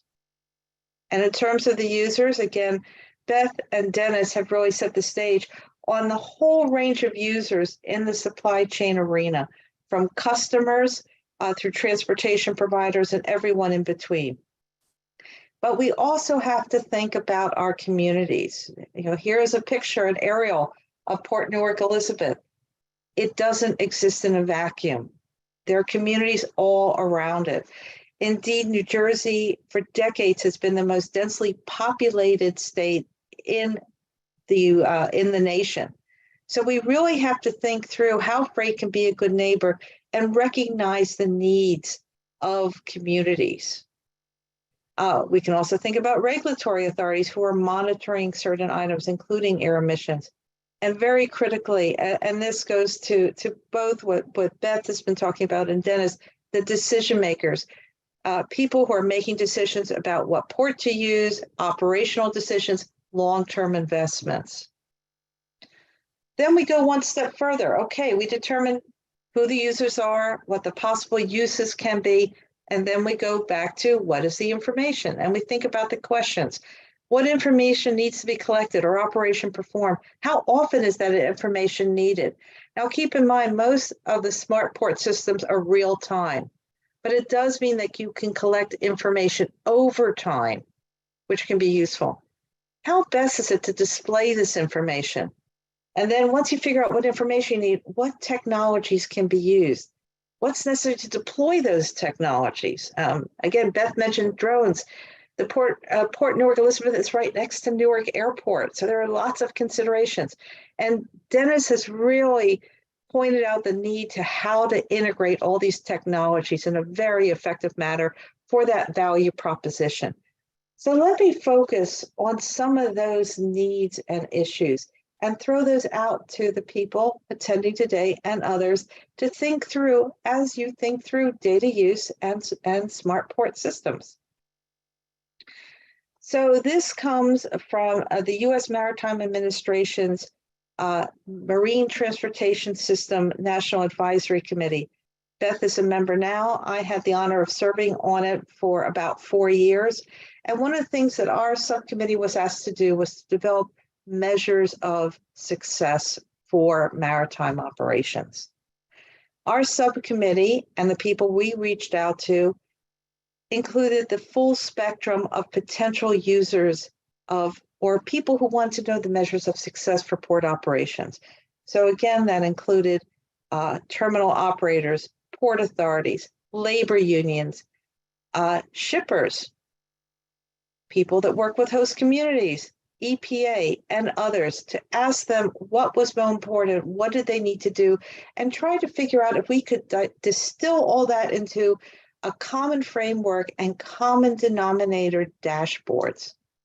So first, and I'll start on the top of the screen, is the maritime business and trade climate. And Beth put up a fantastic graphic that showed just the complexities over the last 4 years. I think the last year of what we could call almost normal port operations was 2019, where you could see some seasonality going in. And then, as she mentioned, 2020, the blank and canceled sailings, followed by an enormous surge.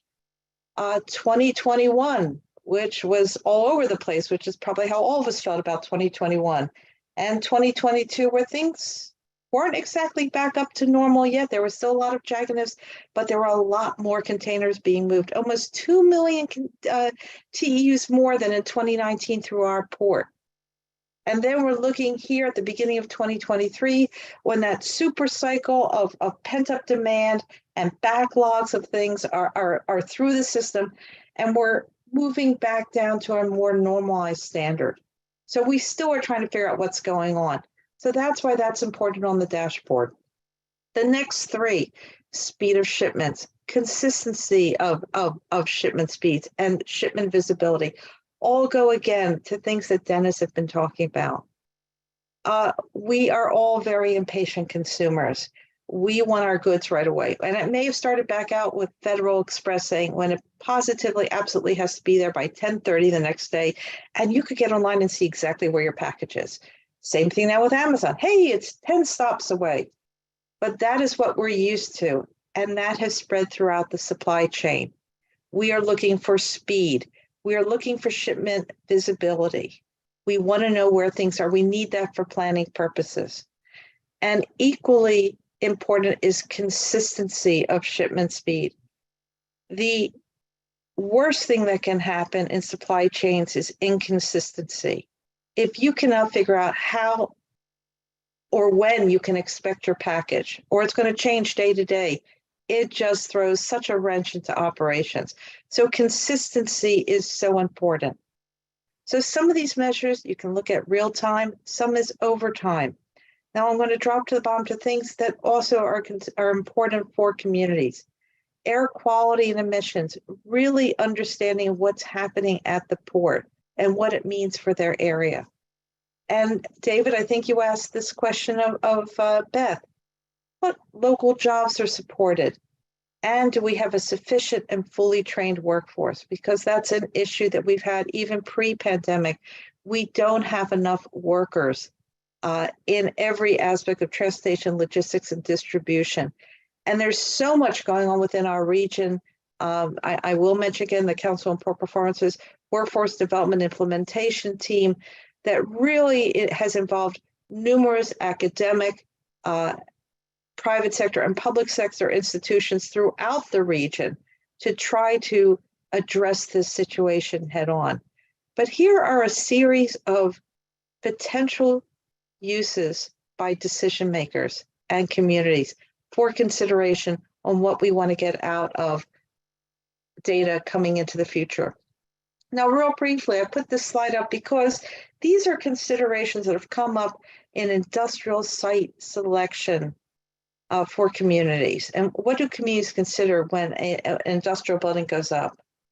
So, and I bring them up to look again for commonalities in what is an issue, what is a consideration, and potential use of data.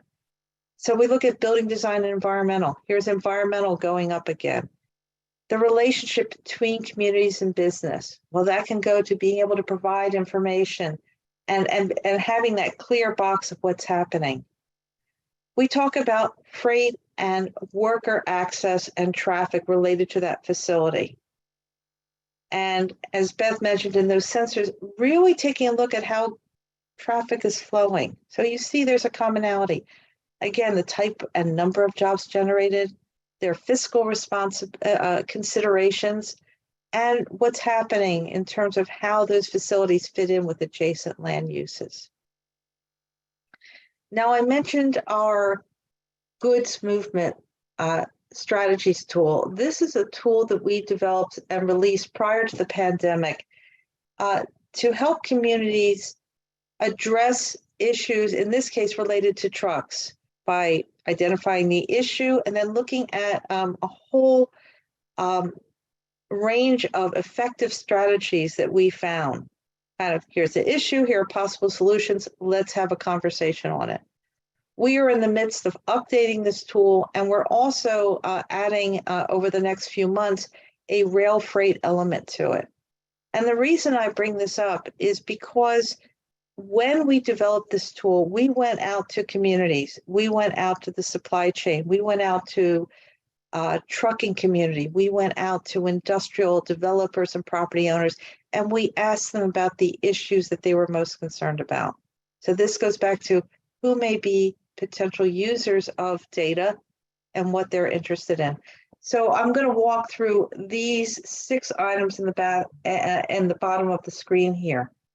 So first, looking at development, and the issues that came up there included availability of truck parking, access, drop-off locations, loading docks.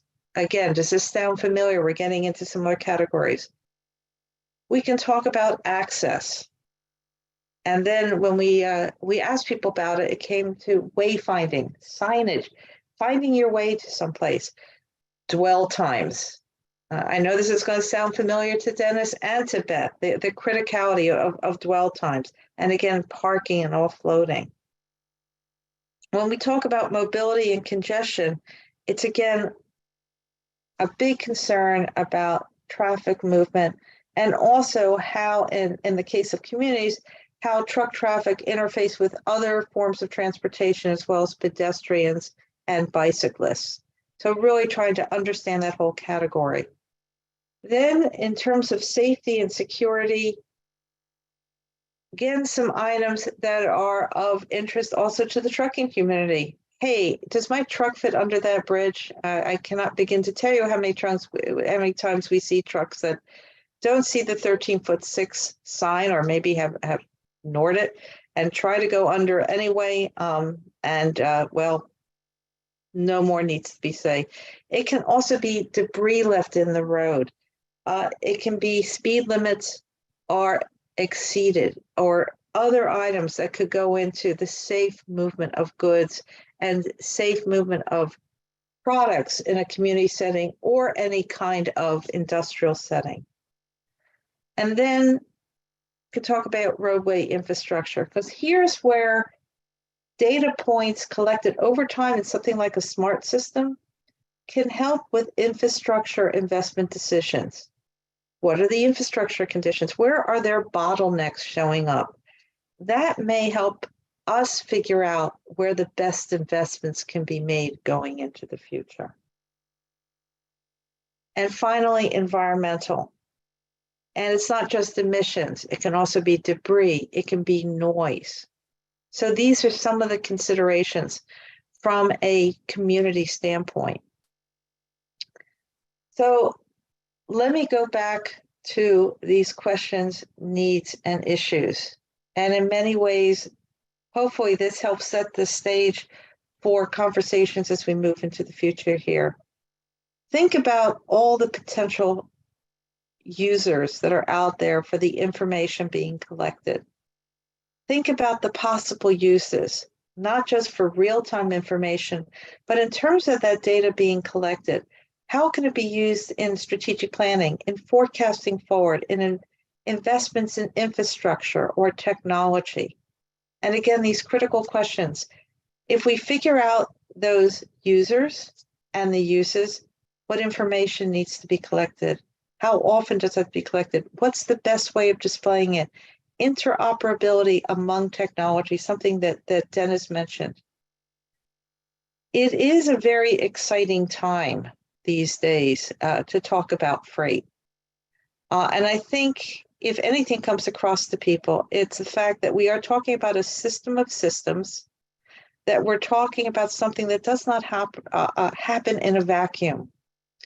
whether we're talking about everything that has to come together across modes or different elements in the supply chain, or within a regional perspective, or for that matter, within a national or an international framework, to have the goods move in an effective manner and to also capture the most value out of the systems we have. So at this point, I'm going to end the conversation, and I'm going to turn it back to David to see if there are questions, and even if not for me, if perhaps for the other speakers as well. Thanks, Sam. Thank you so much for this really, really nice talk about freight transportation and freight planning in New Jersey. Maybe I can ask a couple questions, and I've opened up the chat if others who are attending have questions as well.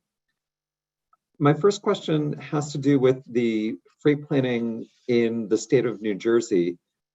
Is this similar to other states in the region or the country, or is there anything unique about freight planning for the New Jersey, the state of New Jersey? Well, let me start at a state level and then take it down to the regional level. And then I'm also going to throw it back to Beth as well, and others that may be on this call. First, at a state level, every state is required by the federal government to do a state freight plan. Our update was just provided to the federal government last year. And there are a variety of things that are required by the federal government to be contained within that. David, as I also noted, New Jersey is unique. We may be a relatively small state, but throughout history, from the very beginning, and I can go back to colonial times, and I know people on this workshop have heard me say it before. I'll go back to even Alexander Hamilton, who established the first industrial park in the country, and that's 800 acres in Paterson, New Jersey. So when everyone here goes and visits the Great Falls, you'll see a statue of Alexander Hamilton, and now you'll know why. So we have been a supply chain state for hundreds of years. So it's embedded in our culture, it's embedded in our activities. So we have all this infrastructure, whether we're talking production or transportation or distribution, for our region, for the nation, for the world here in the state. And that's why North Jersey Transportation Planning Authority, NJTPA, has a pretty robust freight operation because of so much that's happening here, and looking at not just what we have, but what we have to do moving into the future and the best way of doing it. I don't know if Beth, you want to chime in on anything related to the port. I'm seeing if you're still here. She may have had to sign off. But I also noticed some other folks who are involved with freight in the area. Are we the only ones in the country that do that? No. As I mentioned, we are part of the MAP Forum. We have a multi-state freight working group, so we do coordinate all around the area. And there are other groups throughout the country who consider freight. Thank you. So a couple more questions. You, in your talk, mentioned air pollution and climate. On a bigger topic, do you see the changes in our climate affecting the freight and distribution systems in the state of New Jersey? And if so, how do you expect them to change over the next 10, 20, or 50 years? Oh, that's really looking into a crystal ball and trying not to eat ground glass. But there's so many initiatives coming out, and even prior to the pandemic, looking at reducing the carbon footprint, looking at environmentally sustainable factors, wasn't just coming from the public sector, it was also coming from us, the consumers, as well as the private sector. So really there was a push, and I could even talk about when companies selected their core truck providers, they looked to see if they were part of the smart waste system. So the industry has been moving overall to see what they can do from an environmental standpoint. So in addition to public sector goals, there's been a lot happening in the private sector. I like to point out sometimes when I look at industrial buildings, you look on the roof and you'll see solar. From when I first started going into those buildings several decades ago, always recycling of paper products, use of natural light where possible. Also, all sorts of systems to figure out how to reduce that carbon footprint. We see it in the products we're using today. We see it in the technologies being developed, but it is a critical factor in terms of well-being of communities, which is why monitoring emissions, considering how to reduce those emissions, is a critical consideration. But there's a lot more to come in that area. And one thing I do want to note, on the NJTPA website, there is a page on the website of all the resources available in New Jersey for EVs. So, take a look at that as well. Thank you. Do you have any predictions with companies like Tesla coming out with their semi that is an EV for trucking all the way through automated self-driving vehicles? Do you have any predictions of where you think it will head for the state of New Jersey? Well, there are a couple of factors going in there, and it's a great question because New Jersey is fairly unique in that it's very densely developed. So as Beth mentioned, we may be one of the last to see any kind of automated trucks. It's very different if you are moving a vehicle in a less densely developed area or an area with no population at all, or for that matter, drones. So we are more complex in that way. I also want to mention there are two types of automation, because that was a question that came up when Beth was speaking. There's automation that replaces the workforce. Then there's automation that changes the nature of the job. Most of the automation, if not all of the automation that's been occurring, changes the nature of the job. Beth mentioned the semi-automated facility at GCT Bayonne. It didn't mean a reduction in workforce. It changed the nature of the job. So instead of some of the longshoremen having to climb up, I think one of the guys said 85 steps, it could be, when it's sleeting outside, and then sitting in a position where they're bent down all day moving containers, they're now in an office setting working with joysticks. They didn't lose, no replacement of jobs, but it took a job that could be dangerous and made it better for everyone in that regard. So I think we're seeing the industry think through these items. Keep in mind, we're very fickle consumers. I could probably ask for a show of hands of how often people are swayed by the offer of free delivery. And that's one heck of a mandate. So not only do we want freight to be as efficient as possible, as environmentally efficient as possible, we want it free.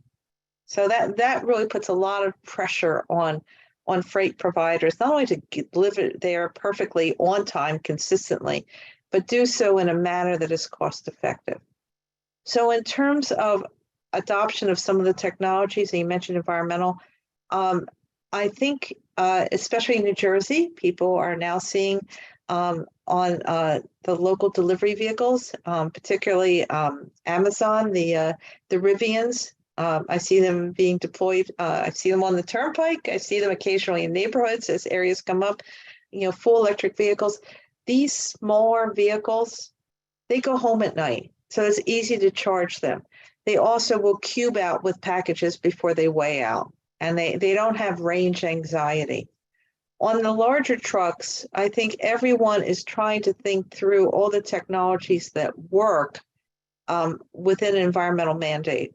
And thinking about range anxiety and thinking through the cost of the equipment, not just in terms of what it would mean for the provision of freight services, but is it affordable to truck drivers?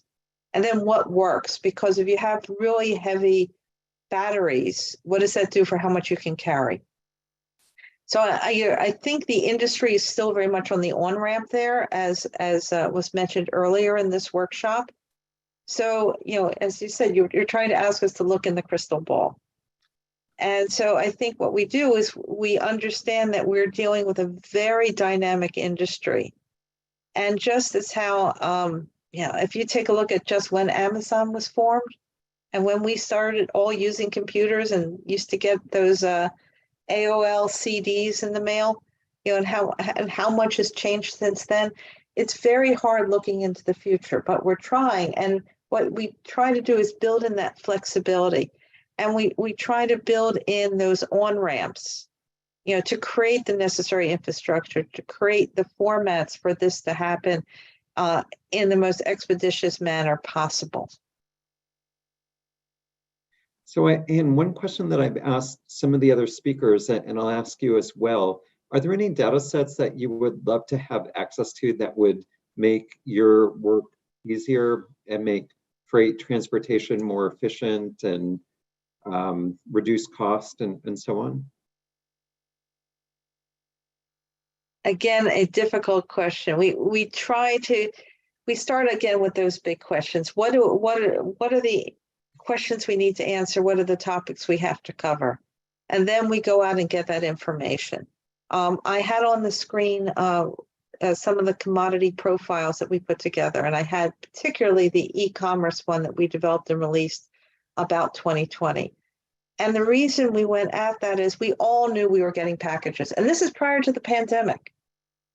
But it was pretty clear that we hadn't factored in all that additional truck traffic into some of the models, and we had to figure out how to do that.